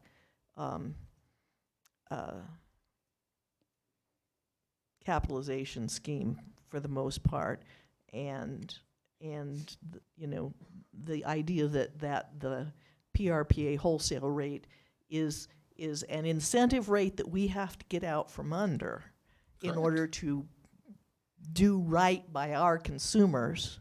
Correct. Okay, that needs to be clear, and that's one of the reasons that Grandpa and Grandma need to care. The other thing is I want to clarify Joan's question. Paying on demand for what you use is what your mom's always been doing. That's what we all do. You get a number of kilowatt hours that you consumed, and your electric rate is a connection fee plus that. So nothing changes in these rates. Maybe in the future things will change, and frankly, I am in favor of not having people have to do anything proactive at all ever to benefit from this stuff. Rather, we should use automation and offer favorable rates if people let us do their automation. We should not try to teach people, how to control their smart home with their phone and make them do that all the time. That is never going to work. I know Harold wants to do that. I know. Well, Harold can do it. We can let them do it, but we shouldn't make them do it, and they should have an easier way to benefit. All right, I'm going to get us back on track. So back on track. Okay. Yeah. I move that council should direct the staff to allocate the rates across all rate classes, and I mean the three rates of residential, commercial, and rate classes and industrial, the business of demand pricing and coincident demand pricing, you guys can figure that part out, okay? Thank you. Because, but I think that the, the general three major rate classes all need to pay for this because all of them benefit from it.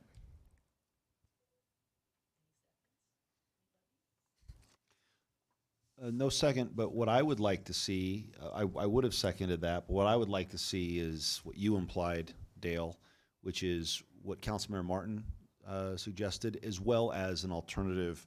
I'd like to see what it looks like at the energy use level, at the meter level, only because as a layman, I get if I turn on my light, I pay more, and if I keep it off, I pay less.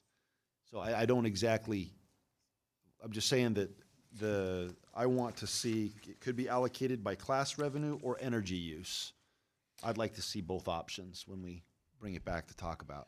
And we can easily do both of those. Yeah, so codes. I'd move that we actually direct staff to bring back options showing what it would look like to be allocated by class revenue as well as energy use. All right, let's vote.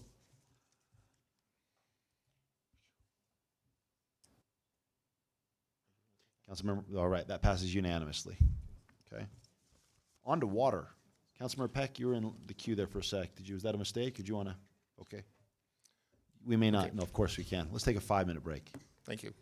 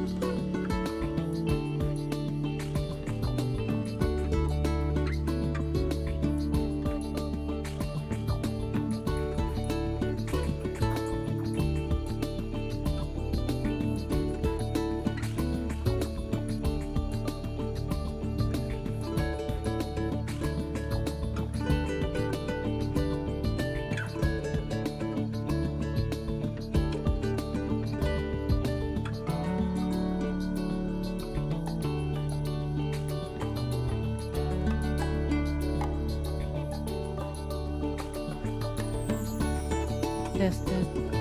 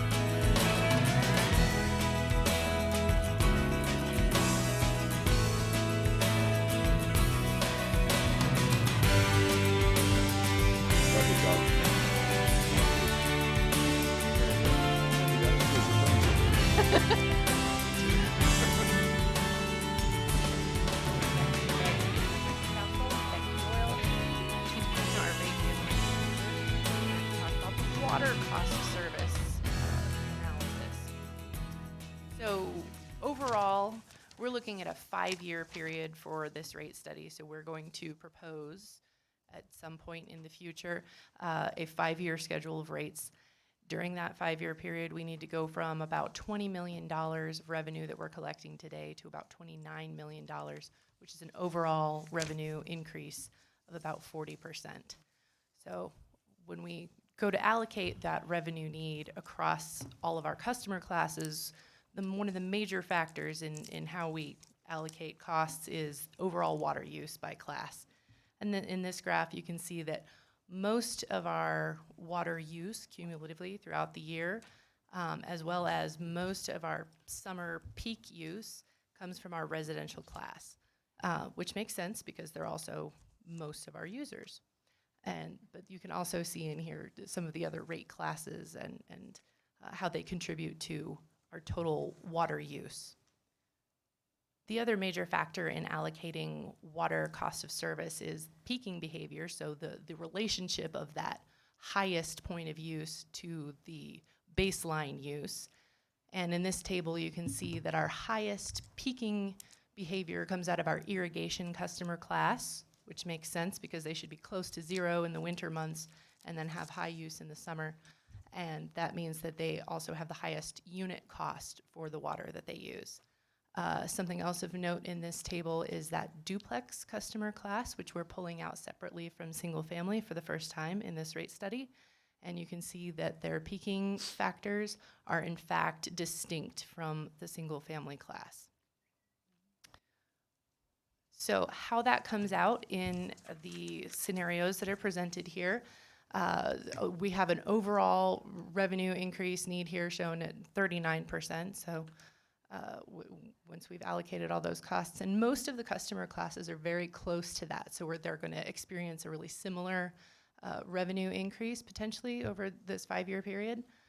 The ones that pop out as being a little bit different are our wholesale customer, the town of Lyons, because they don't use all the parts of the system. So when there's a different change in the cost of treatment primarily, it's going to impact that customer class differently. And then the other one that is different and not right in that 40% range is the duplex customer class. Again, because of that differing peaking behavior, that the increase that they will experience will be less over the 5-year period.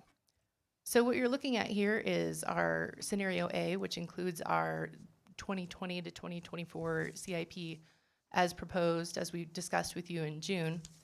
The alternative option is scenario B, where we would modify our Windy Gap firming project participation from 8,000 acre feet, where it is today, to 6,000 acre feet.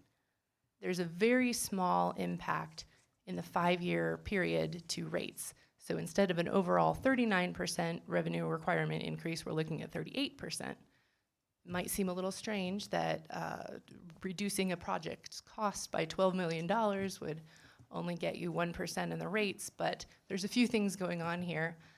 One of them is that we're debt financing this project, so we're spreading that cost out over a very long period of time.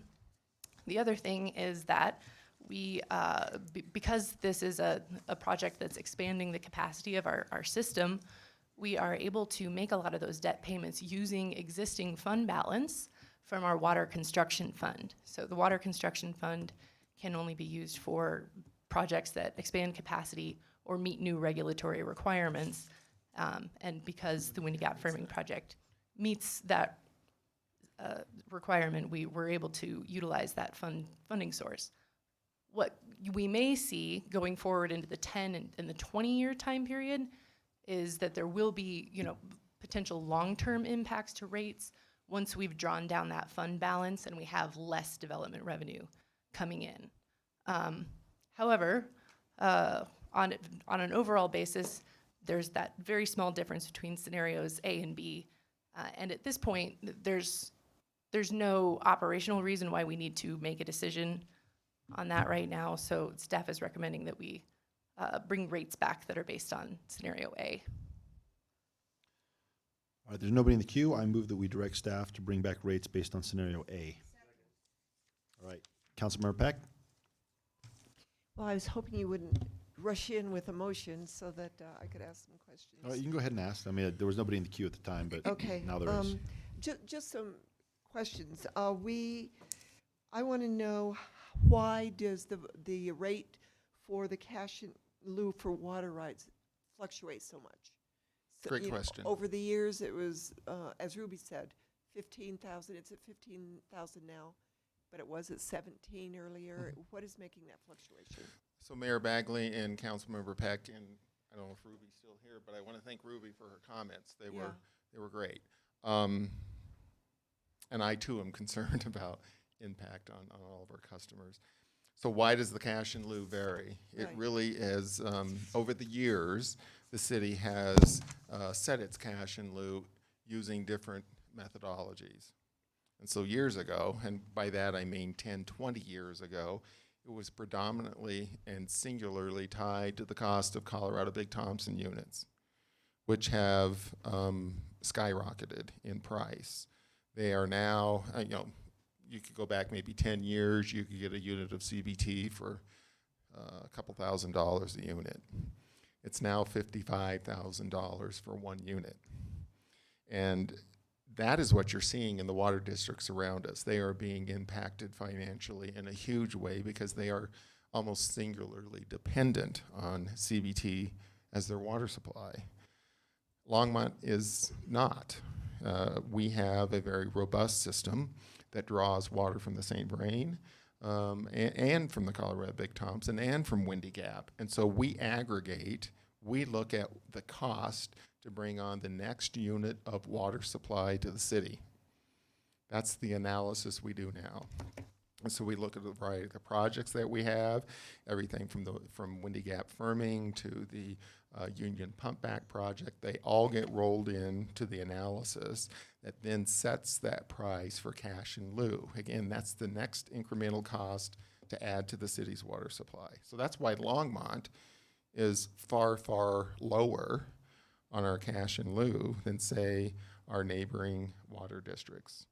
It varies over time because, again, the methodology changed. We used to just peg it only to CBT, and we saw it going up into the 17,000s probably 5-10 years ago.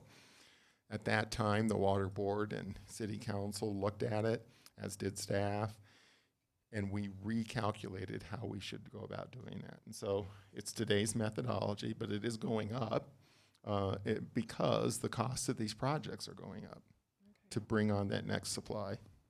So that cash in lieu goes into the water acquisition fund? Correct. And what is that fund used for? And can you tell me what the balance of that fund is now? I bet Becky can, but I bet she can. it's about 4 million, 4.5 million.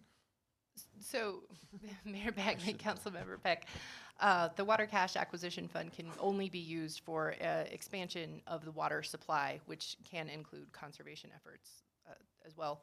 I believe that the balance is close to 7 million, and we are projecting that we completely expend that, and that's those are the first dollars that we're spending on the Windy Gap firming project. Oh, so they are going, that was my question. We're going to draw Are we it to gonna zero. be using those? We're going to pull You're that down. drawing that down. Yes, Okay. there's no fund reserve necessary to hold on the acquisition fund. And Windy Gap is a project that is in front of us that we are participating in, and it is absolutely appropriate to pull that down. So the revenue that you're asking for in these rates for Windy Gap is less? Because of that. Okay. My other question is, how many acre feet do we have in our portfolio now for the city? The total? Yeah. I think Ruby's number was pretty close, about 31,000 in that ballpark. So we need 32? 5 to 7, somewhere in that range. What I'll tell you on that, if you remember when we reported back on our demand and supply study earlier, was it earlier this year or late last year? It wasn't too long ago. The phenomena that is occurring is that our demands are continuing to lower somewhat. People are continuing to conserve. I do, however, believe that will plateau. It will level out at some point. I don't expect people's use to go to zero, and so there will be a leveling effect. The art in this thing is, where are we on that curve? I would also say, again, with regards to Ms. Bowman's comments, is that in the West, in a desert,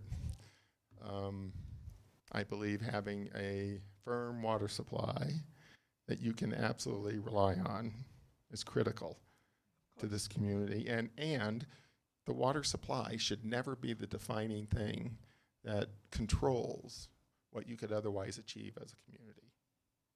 It should support your vision of a community. It should not be the thing that says, but for the water supply, we could have done these things. And so I think we try to look at everything.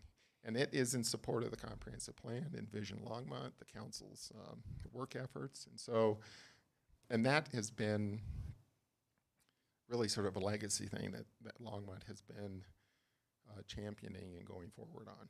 And we're in a very envied and good position right now. So, I'm not done. Oh, go ahead.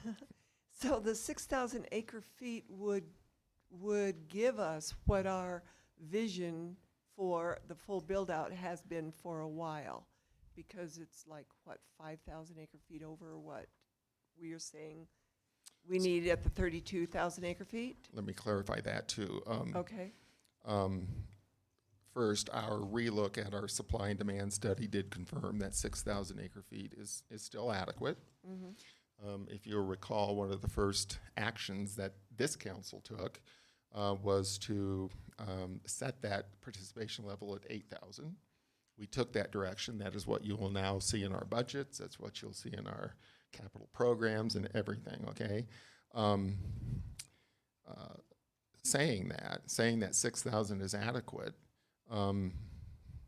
is to the best of our knowledge and to the best of the information, the data that we have today. When I look at these numbers and consider the consequences of whether it's 2,000, 8,000 or 6,000, again, that decision point is not in front of you tonight. We still have the opportunity to drop back if we choose to do that in the future. But it's not a one-to-one. 6,000 acre foot of participation, you got to divide that by about 2.42 to get the firm yield. Yeah. So I do have one more, and this is for Becky. You had said on the difference on the 8,000 and the 6,000 was like 1% difference in the rate, because the 8,000 acre feet would be, is it bonded? Are we bonding that? And it's going to be bonded out further than we would for the 6,000. What is the difference in the interest on that? Do you know? Because I think if it's bonded out further, are we not costing us more in the long run or not? Mayor Bagley, Councilmember Peck. I may have misspoken, but we would use the same bond term regardless of the project participation. The project cost difference would be about $12 million in today's dollars, which would equate to probably somewhere around $5 to $6 million in interest, depending on what interest rate we might get for a 20-year bond. Okay, thank you. Dr. Waters? Thanks, Mayor Bagley. So it's reasonable, I know we're talking about cost of service, but it's reasonable to assume we're going to see proposed rate hikes reflecting these percentages for these consumer classes or user classes. Is that fair? Correct. You're going to see rate increases, and if you keep in mind the rates that are codified now through 2019 have been going up at about 8 to 9% annually. I see that continuing into the future based on the revenue needs primarily on the capital plan that's in front of us. So I'm looking at from the talking about 8 or 10,000 firming 8 or 10,000 acre feet. I'm looking at the July 5th council communications when those options came to council. I was in the audience and listening to the discussion of, as I think at the time, the mayor at that time was representing Ward 1, or he was mayor pro tem and was proposing a 12th, getting more aggressive. Participation, right. But I watched the council opt for 10. I've got the ballot question. In the scenarios that were presented then, the $36 million, which was approved by the voters, was to bond the participation at the 10,000 foot level. With rate increases that were proposed at 9% in 2017, 13% in 2018, 10% in 2019, and I was part of that decision, right, in terms of setting this year's budget, projected at 6% in 2020, right? That was in 2017. So we're now talking, what are we talking about? Of that 40%, how much would apply in 2020? I'll let Becky. Because chime in you on can that. anticipate my next question, what's changed? What's driving the 40% increase in Correct. cost? Is it even remotely possible we're going to participate at the 8,000 foot level, since those costs have gone up 32% last time? That was 15 months ago or 14 months ago when the cost had gone up 32%. We haven't had any information since then about projected or estimated costs for participation at the 8,000 foot level. I mean, it didn't look to me like then we were going to participate at that level, or maybe not at the 6,000 foot level. It would be helpful to get kind of the broad picture on where exactly are we, and all the costs associated with moving forward at what level with the firming project.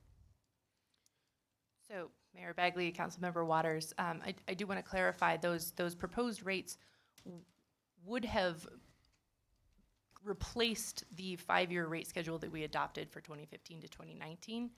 We did not adopt a change to that rate schedule. So what we experienced in 17, 18, and now in 2019 has been approximately a 9% increase annually, as we projected from 2014, from our 2014 water rate study. Yeah. So what is different is that absent that adjustment, absent that additional increase that occurred, in previous years, we're needing to now increase the rates for 2020 higher than we would have had to had we changed the rates that way were higher adopted. than what was projected at 6%. It may be, instead of 6, it may be 8 or 9. Yes. So At how are we 2 or going to 3%. amortize, if we're looking at a 40% rate increase, we're amortizing that over a 5-year period of time? Yes. So 8% a year, you can do the math. Quick, off your head, you're the wizard. Do the compounded interest increases at 8% a year from 2015 to 2024, because that's what we're talking about. How much higher percentage our ratepayers are we paying? And I'm going to be supportive of this, but I think it's a story clear that the on it. community needs to understand. Yes. Because we heard from Ruby tonight, and what we're going to hear from others, there needs to be. I was concerned in June of 2018 when the cost of participation in the Windy Gap Firming Project went up 32%, that we weren't telling the story then of where we are going to be, and that's where we are in this conversation tonight, I think. So from 2015 through 2024, compounded annually 8% increases gives us what? Well, yeah, I didn't really expect you to compute over your head, but it's a lot, percentage-wise. Now, I don't know what it turns into in terms of actual dollars, right? And that's So does important to the customers. It is. Absolutely. Percentages are one thing. If my rate percent increase means it's a $3 increase on my water bill, then it's not as much. But that depends on my use. Absolutely. And I know we've tried to make this a little more progressive. If you're a big user, you're going to pay more, right? Just like which is, I think, the right thing to do. But I do think, and we're going to vote on something tonight, and I'm going to vote, and I'll cast a vote on option A or B. But I'm saying I'm doing it without all the information I would like, in terms of what the total rate increase, what the cumulative effect of the rate increase has We'll been. have that. Yeah, Okay. I realize we're talking about cost, but rates. But when the time comes, which is probably next week, that there's a big story here or a story that's that's bigger than just the cost that we're looking at right now, and what we should be anticipating when it comes to the firming project. Here's the other part of this story that I think needs to be told. Whether it's Ruby or anybody else who stands at that microphone, let's say we pulled the plug, because that was suggested. And I've asked that question. Let's say we pull the plug on Windy Gap. Say, you know what? The lawsuits aren't resolved. There's still too much uncertainty. The costs are escalating. We ought to have a pretty realistic understanding of what's going to cost to build the buyback or the pump back system. And we still have to pay for the Flanders treatment facility. What are all those other costs that are either should anticipate if we withdraw from the firming project? Because is that going to be a savings or not? Are we talking about more or less expense if we get out of Windy Gap or get out of the Chimney Hollow project? Mayor Bagley and Councilmember Waters, we will absolutely have that additional detail, certainly on the compounding effect and what the average monthly increase is for different classes of customers. Absolutely, we want to have that. Customers need to know that. You need to know that. When it comes to the city's water supply, I think it's, honestly, I believe it's more complicated than simply the financial side of it. I'm sure it is. And so I would not stand here and recommend that we not be in the Windy Gap firming project. I wouldn't expect that. Okay. I've seen you at that podium from that side and from this side. Okay. I wouldn't expect that at all. I just think people need to understand. We should talk about it, though. If I don't have it as the kind of understanding I would like to have, and I have access to, all the brains in the room and all this information, I'm guessing members of the public are going, where's this coming from? Yeah. So, and we do have the costs of our overall capital program. We also have the costs of things like the Union pump back, and it's building the project. It's the operating cost of that project because you're lifting and pumping water. Yeah. And if you want to look at things of sustainability and how you're doing that in a sustainable world, that gets more difficult. And then the additional treatment to treat Union water versus treating higher quality water. But I get all those things we can absolutely continue to not only talk with City Council about, but the broader community. Of the $36 million in bonds that we've sold. We have not sold them. You have authorization to sell. That we've authorized for sale. Yes, the voters authorized, yes. What percentage of that $36 million is going to pay for our participation in Chimney Hollows? And what percentage is going to be used for other infrastructure? Mayor Bagley, Councilmember Waters, 100% of that bond issuance is planned to be issued for the Windy Gap firming project. And so what we've been talking about with the treatment plant is an additional bond authorization that would require a bond election next year. Okay, thank you. And on that, you also asked us in the last meeting, and I think that was in this communication, what happens if the public doesn't vote to approve a bond in 2020, and we put that information in your packet. It is not one that I would recommend. I don't think it's one that's going to best serve the community. But when things go bad and go worse on you, you better have a plan B, and we would. Councilmember Martin? Thank you, Mayor Bagley. I've kind of changed my position on Windy Gap, the Windy Gap firming project. I wouldn't have a different position if I could put that that water back in the Colorado River. But if we left the firming project, that is what's going to happen. Mm-hmm. The last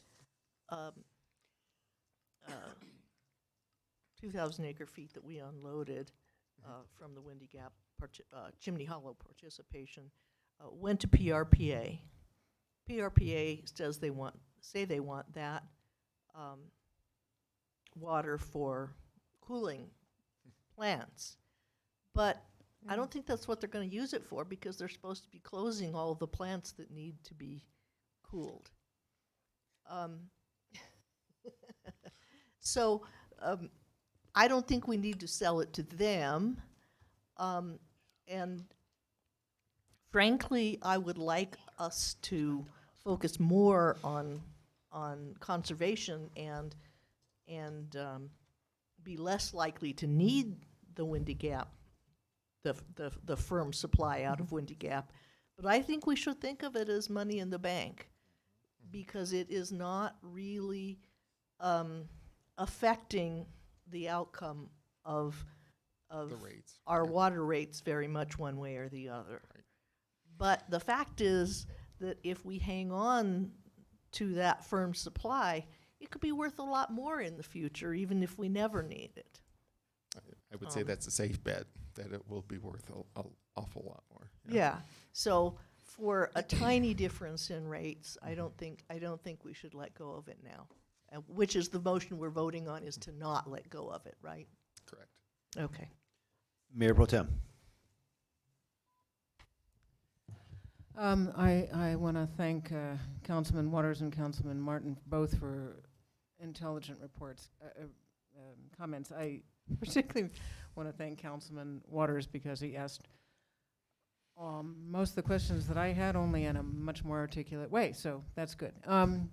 I just want to say, for the citizens of Longmont, the things we're talking about tonight are frightening. And that's why we need to do a lot more explaining. If it's really just a $3 increase, that's not bad. But when they hear, whoa, 39% of,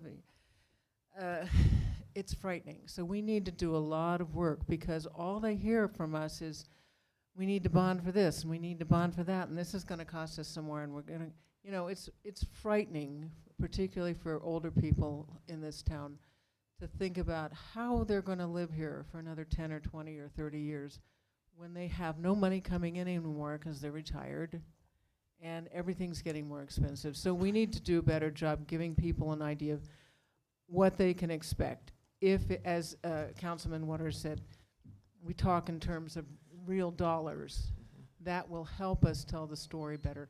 And also keep people up to date, because all people know is, well, we're going to spend a whole lot on this Windy Gap project that went up 30%, and who knows how much it's going to go up by the time it's being built, and why is it delayed, and blah, blah, blah.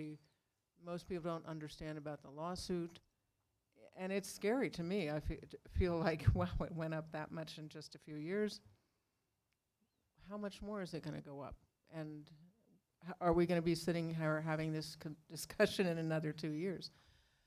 So I would like us to really put some effort into, in our newsletter and in various other, Every the avenue we have. newspaper, the newspapers, discussing this issue so that people really understand and don't get scared to death of how much more it's costing us to live in Longmont. Okay, I've just got a quick question. Okay, so, all right, so difference between 6 and 8, or 8 and 10, or 10 and 12, but let's just focus on 6 and 8, right? So 2,000 acre feet, right? But in order to firm it, you said that you have to divide it by 2.42? Right, so 2.42, which gives you 826.44 acre feet firm. Of yield. Right, of yield. So if I were to go on the market and sell that, what's it worth? At least 55,000. Okay, so you multiply that by 55,000. Okay, how much is it going to cost this city to purchase at cost to get in on those 2,000 acre feet? 12 million. All right, so for $12 million, we can turn around and buy water for everybody in this city for free for almost 2 years, because it's worth $45.5 million. So, I mean, it's the same argument that I made during the campaign, the same, I mean, it's like, just as I mean, people might judge me for being a capitalist, but this water is going to be used. If we don't buy it, there is a line going from here to Firestone, Frederick, Dacono, Greeley, all over. Someone will use this water, and we are first in line. We have an option. Pay 12, get at least 45. And so I just see, again, I wish we had the full 16, because what we could do is, even if we don't use it, we could have turned around and we could have, I mean, think of all the affordable housing. Think of all the homeless services, homeless shelters. We could have like 5 in town. We could have just, think of all the money that we would have had we just invested in the water. Anyway, there's a motion on the floor. There's nobody in the queue. Let's vote. No, the motion was scenario A, to direct staff for scenario A to maintain 8,000 acre feet.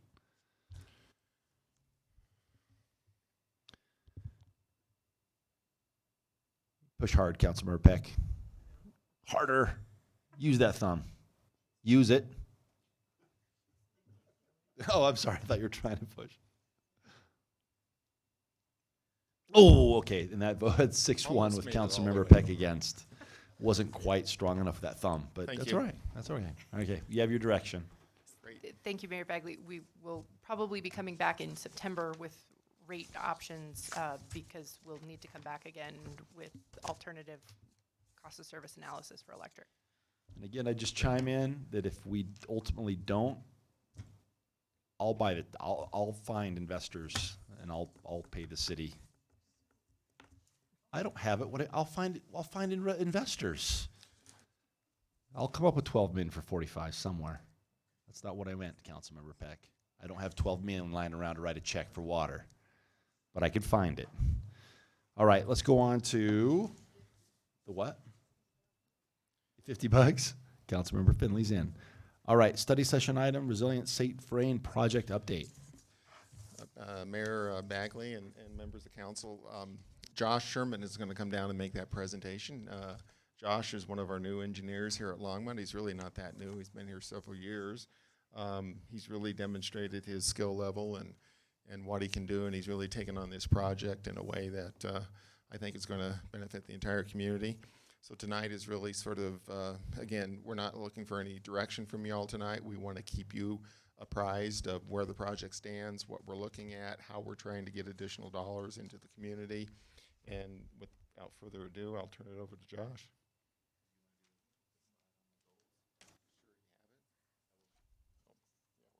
The slide. I'm just trying to get away from the podium. So, the goals of this project. First and foremost, we are looking, this is a flood protection project. This is protect people and property from the dangers and devastation of floods in the most environmentally sensitive manner that we can do. And so it's restoring our greenway trail. It's improving the channel, again, to protect people and property. And I can't emphasize enough the education that our engineers have received from our natural resources staff and the biologists in advising them on how to go about doing projects like Resilient Safe Rain in a much smarter way that is much less impactful on the environment.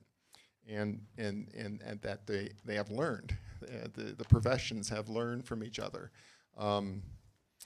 Application of the SES that we have been doing in Public Works for a number of years.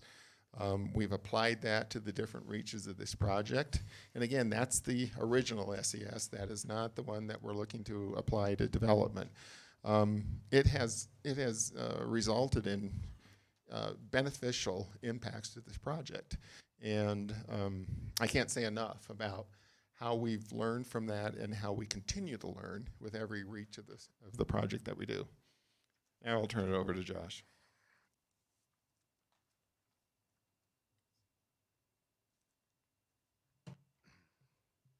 Thank you, Dale. Good evening, Mayor Bagley, members of council. Josh Sherman, civil engineer with Public Works Natural Resources Department. As Dale said, one of the members working on the Resilient Safe Rain project. So, as Dale mentioned, Resilient Safe Rain project is a multi-phase project, multi-year project. We're working on the project from downstream to upstream. We've completed a couple of phases, and tonight we're going to focus on the phases that were currently under construction and future phases moving forward. And so up on the slide are some of those phases that we haven't currently outlined. So City Reach 2A, which is currently under construction, City Reach 2B, which is just getting underway, Isaac Walton Phase 1 and 2, which are further upstream, and then finally City Reach 3, which is from Sunset Street to Airport Road, which is our currently unfunded reach. So I'll get into a little bit more detail of each one of these reaches as we work through the presentation. So again, City Reach 2A is from Main Street to west upstream of South Pratt Parkway. It includes about 2,700 lineal feet of channel improvements. That includes channel widening, and this is the project that's currently under construction. It begins to, on the west end, show the retaining walls and the walled section as we move into into the confined section of the city. It's about an $8 million construction project, and it's being funded through our FEMA Public Assistance Alternative Procedures funds. That's some of the disaster recovery monies from FEMA and some local funds to match.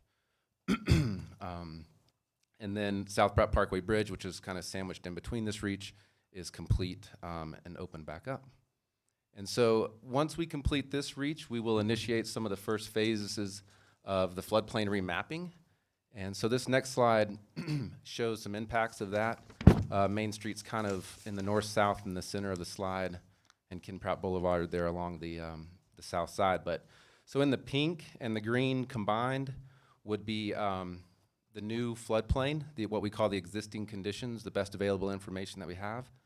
And so once we complete that first phase of City Reach 2A, we would remap the floodplain, and those areas that you see there in pink or that salmon color are what would come out of the floodplain.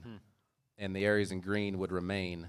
And so that's why we want to initiate the remapping after this phase, because there's benefits and large impacts to especially those properties to the south there between Main Street and South Pratt Parkway that would come out of the floodplain and remove that risk in the 100-year flood.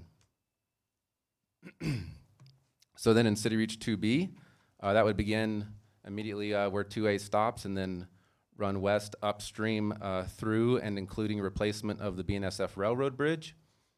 This project is just getting under construction. We anticipate about 1 year for construction. And it's only about 1,300 lineal feet, but again, it includes that important component of replacing the railroad bridge. I have some costs here on this slide that show where we're spending the money, the construction costs for the award of the project of about $9.6 million. And then the $2.1 million there that's shown separately is our responsibility through our agreement with the railroad to reimburse them for their costs.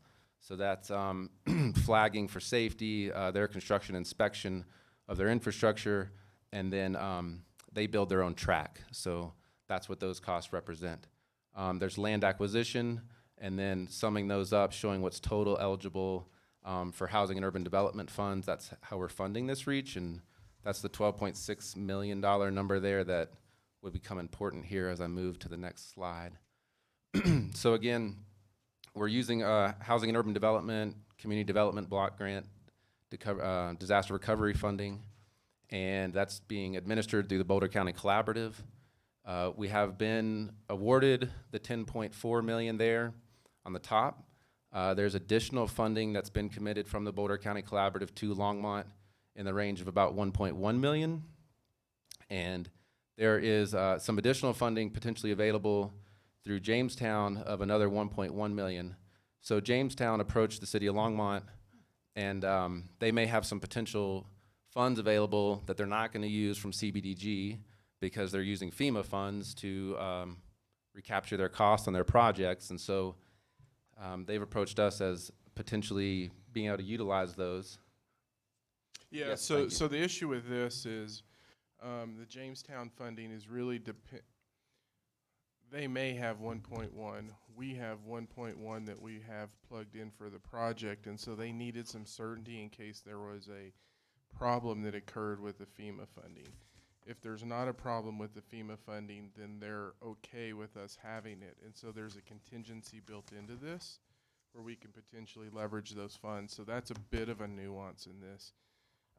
In terms of the additional funding committed, basically there's two communities left that still have ongoing needs, Lyons and Longmont.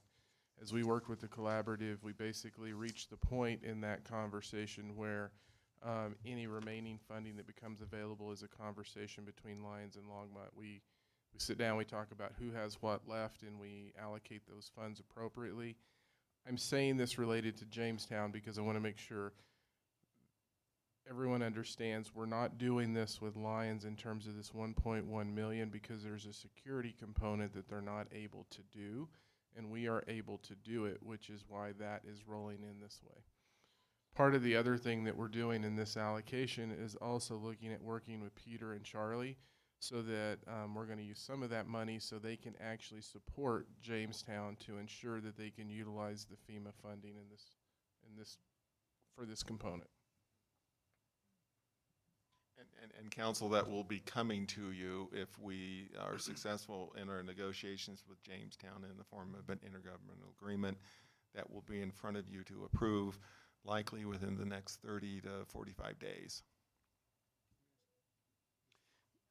Councilman Martin's in the queue, but I'd rather wait till we get through all this, and then we'll hit questions. So go ahead and give us the update. Okay, thank you. Thank you for the clarifications. So again, totaling all those numbers, potential HUD funding of around 12.7 million. And if I go back a slide, our construction costs and land acquisition and eligible costs for HUD funding on City Reach 2B is about 12.6. So the message is, as funds become available, this project, which benefits low and moderate income directly and benefits the community, can spend those funds. And then again, we would initiate another phase of floodplain remapping once we get complete with this phase, because there are benefits, if my slide will work. So this is another map, very similar, showing, again, the two colors combined would be the floodplain. And then once we complete work up through 2B, all the area in pink or salmon would be removed from the floodplain. So in addition to the properties on the south side of the creek, some additional properties adjacent to the creek would also come out of the floodplain. So further protecting additional infrastructure and property. So moving upstream from there, what we call Isaac Walton Phase 1, between the BNSF Railroad Bridge and Boston Avenue. A very short section, about 900 linear feet. We're not doing a lot of channel widening in this section. It is the most confined section of the channel with residential mobile homes on one bank and industrial commercial on the other bank. One of the ways we're achieving capacity in this is by lowering the creek channel as we continue to move upstream. So although we're not making it wider, we're making it deeper to be able to carry that water. So we're in final design on that this year, and we'd look to be able to go to construction in 2020. And we are funding this with the FEMA PAP dollars again. We expect to expend all of the remaining FEMA PAP dollars that are eligible for this project in this phase. So then continuing to move upstream, Isaac Walton Phase 2, which is from Boston Avenue Bridge, including the bridge replacement, up to Sunset Street, and aptly named after the repairs to Isaac Walton there. So this project's about 1,700 linear feet of channel improvements. As we move upstream of Boston, we get away from the retaining walls and we widen the channel again. Some of that is by building a levee and moving the channel into a small portion of Isaac Walton Pond. This is the reach that we're looking at with the Army Corps of Engineers, that we've been progressing with them through their feasibility study here now for what feels like several years. But they, the one thing I want to point out here is we're nearing the end of that feasibility study. We've zeroed in on this reach as being the section that they're looking at. And as they complete here frantically, hopefully this month, their draft report and analysis that's being reviewed internally by their staff for quality assurance, and they'll be ready to release that to the public. And so we're expecting that draft report to be available as early as the end of this week. And then they would come down and hold a public meeting later this month. And so as they complete their work, and then as those dates become firm, we'll work with our public information team and make sure that all that information is available to you all and to the public.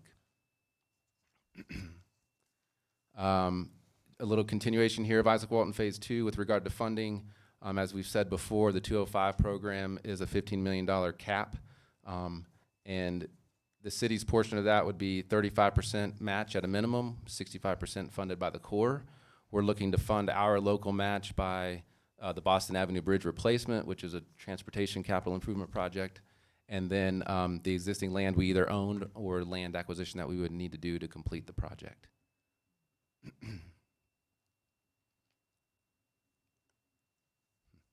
So wrapping up here, this is a figure that kind of shows all of the reaches within City Reach 1. Again, some of those reaches that are complete there in yellow on the right-hand side of the slide is City Reach 1. That work is done. I mentioned City Reach 2A in this presentation, which is under construction and will be nearing completion later this year. The reach in green is starting construction, City Reach 2B, and that'll run through next year. That includes replacement of the railroad bridge. Isaac Walton Phase 1 is the blue section that is in final design, and we'd like to start construction later next year. The pink section there is the core section that I just described. And then from Sunset Street, moving west to Airport Road, is the City Reach 3 segment that is currently unfunded. And as funding becomes available, we would likely phase those improvements in City Reach 3, similar to how we've phased improvements for the rest of this project. And as we begin to look at that and understand it better, if we can immediately get to Hover Road and make improvements from Sunset to Hover Road, including a new crossing to get water under Hover Road, we can pull all the properties that are east of Hover Road and south and or north of the channel completely out of the floodplain. So that's probably 90% of the structures that are in the St. Vrain Creek floodplain in a large area of the city. So we still have our eye on that prize and trying to get, you know, those unfunded reaches funded. So with that, I'll open it up for questions. Cool, all right. Doc Martin, Marshall Martin, Councilmember Martin. Thank you, Mayor Bagley. Back to the Jamestown IGA. Yes. If it's a they can't use these funds because somebody else is going to pay for it for the same thing, right? I'll jump in on that. Yeah. Mayor Bagley and Councilmember Martin.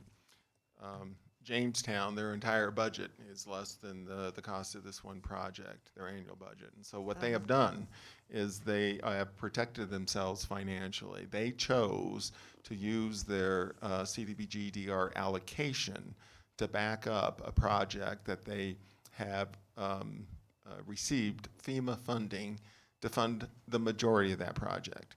There's, and it's about a $1.2 million project. They know at least $100,000 is not going to be eligible for FEMA funding. And so the assurances that Harold was speaking to was that as they go through closeout of their project with FEMA and the state of Colorado, you're always open to a potential clawback of that funding from FEMA. That's what the CDBG-DR funding was being used for. I think what we look at in partnership with Jamestown is we think we can put that money to use immediately here in Boulder County while also providing Jamestown that assurity that they need at least to get through the closeout of the FEMA review and approval of their funding. So that's why we are financially in a position to be able to do that. That's a cash flow issue for the city of Longmont. With the what we believe to be a likely outcome being Longmont will realize about a $1.1 million and change of additional funds into the RSVP project of CDBGR funding. Right. So just to make sure that, you know, what do we get, what they get? We get immediate liquidity. Exactly. We spend the and dollars. They get an insurance policy that they can't give themselves. Correct. Okay. Not to make it more complicated, but what we're also dealing with is timelines to spend the dollars. And so that's another piece that comes into the play that we're talking to the state about as part of this conversation, because if you don't meet those timelines, then the entire county can lose those dollars. Right. So are we going to owe them money after this deal is done, or is it just Them being indemnified is their value? Jamestown? Yeah. So what we did before we moved into this conversation is we sent two of our folks there to evaluate this, Peter and Charlie. To tell you a little bit about Peter and Charlie, they are now going all over the nation to talk about how to deal with the FEMA process and how you process and how you move through these situations. They seem to think that that this works, and that's why we're dedicating their time, and we've asked them to help Jamestown to ensure that it works. So we're using our experts to provide some certainty for us in this process. Dr. Waters, no? Okay. Mayor Pro Tem? I wanted to make a few comments. First of all, I think that the deal with Jamestown is an excellent example of how everybody in Boulder County came together and worked together. Because I'm part of the Boulder County Consortium, and we talked to all the people in Lyons. I mean, the people in Lyons and Ward and Jamestown all came down, and it was just. So I think we should all celebrate that. That's really a good win-win for everybody. Secondly, I'd like to say thank you for this. I thought, I mean, we're getting there, and we're getting there faster than I thought, and it's beautiful work that you guys have been doing. And I'm very impressed. I know that there are parts that are still unfunded, but we'll figure that out. I did want to say, so the part that's unfunded is from Hover East, or Hover West, and then what, is that correct? No, to clarify, so from South Sunset Street West is Oh. still unfunded, Okay, assuming the core project comes through, which all indications are that it will. yeah, I know, we've been hoping for that for 2 years now or something. So then, west of Hover, though, are we done with that or not? We haven't started that? No improvements have been made Okay. upstream at all from the current work going on. Okay, so what are we gonna do there? Well, so we have a conceptual level design for City Reach 3. Okay. And in fact, some of that design may still have some alternatives to consider in those areas. But the preferred alternative to date that we've discussed has been the split flow option. Yes. Through Rogers Grove Nature Area. Right. And then that would continue as a split flow channel up towards Likens Gulch, which is Right. near Rogers. I'm sorry, near the other park, but Yeah. Golden Ponds. Thank you. Golden Ponds, yeah. So how far is it, are we taking care of it? Because of course, we had to work on Button Rock, and that's way above Lyons, so. What part of this is Lyons and Hygiene participated in, and how much is Longmont's responsibility? And Everything that we've looked at within Resilient St. Vrain has been within the city. So from Okay. Airport Road as the western limits, Okay. east to Sandstone Ranch. Okay. And then please.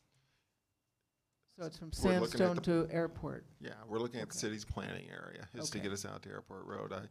I think we also should keep in mind, though, that Longmont was the one that went out and built the Heron Lake Channel to the west of us, because we need to be looking west. And we did that in partnership with landowners and with Boulder County. We've also continued to work with Boulder County as they have made improvements to the St. Vrain going west towards Lyons. Right. Okay, thank you. Thank you again. All right, thanks a lot. Thank Good you. job. Thanks. And thanks to staff for doing all that work, and pretty impressive considering how many decades it took to build and then how quick it's getting rebuilt. Makes me question your competence earlier and how hard you really worked to get that greenway built, Dale. You could have done it a lot faster. All right, let's go on to mayor and council comments. Mayor Pro Tem? We have in our packet a comment, an update on the 2019 contract for services with El Comité. And as the liaison, I wanted to comment on that. I want to thank Karen Roney and Eliberto Mendoza and Carmen Ramirez on working with El Comité.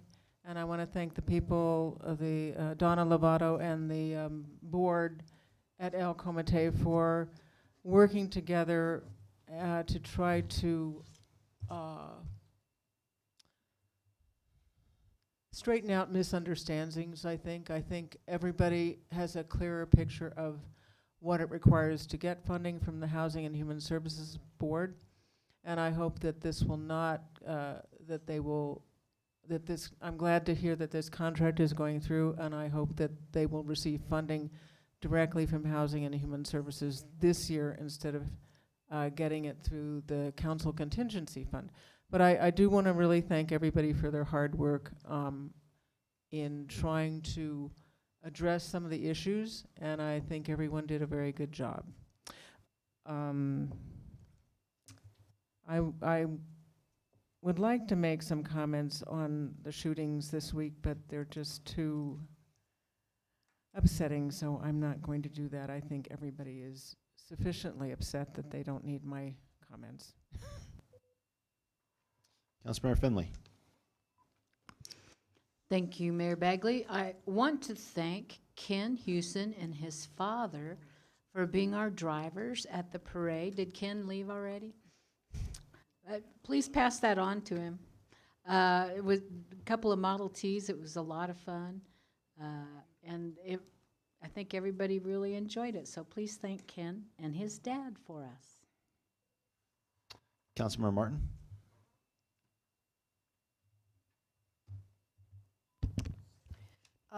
Thank you, Mayor Bagley.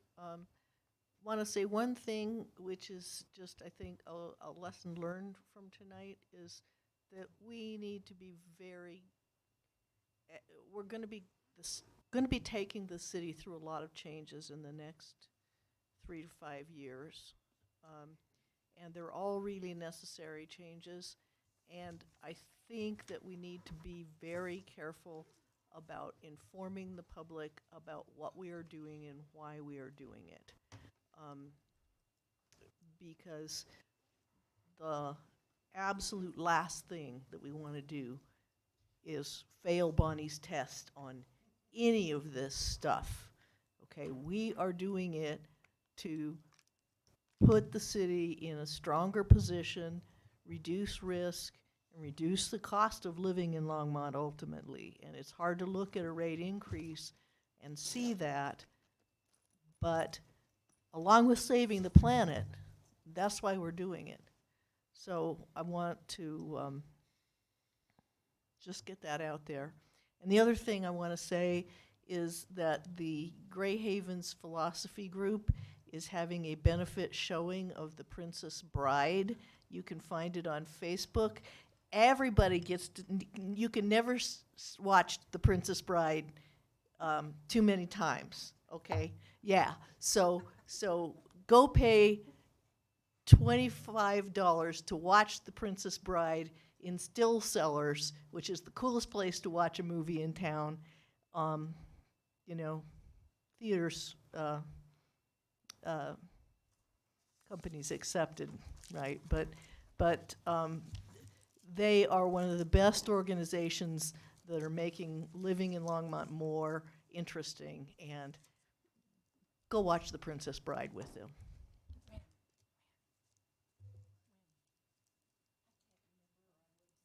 I do not think that word means what you think it means.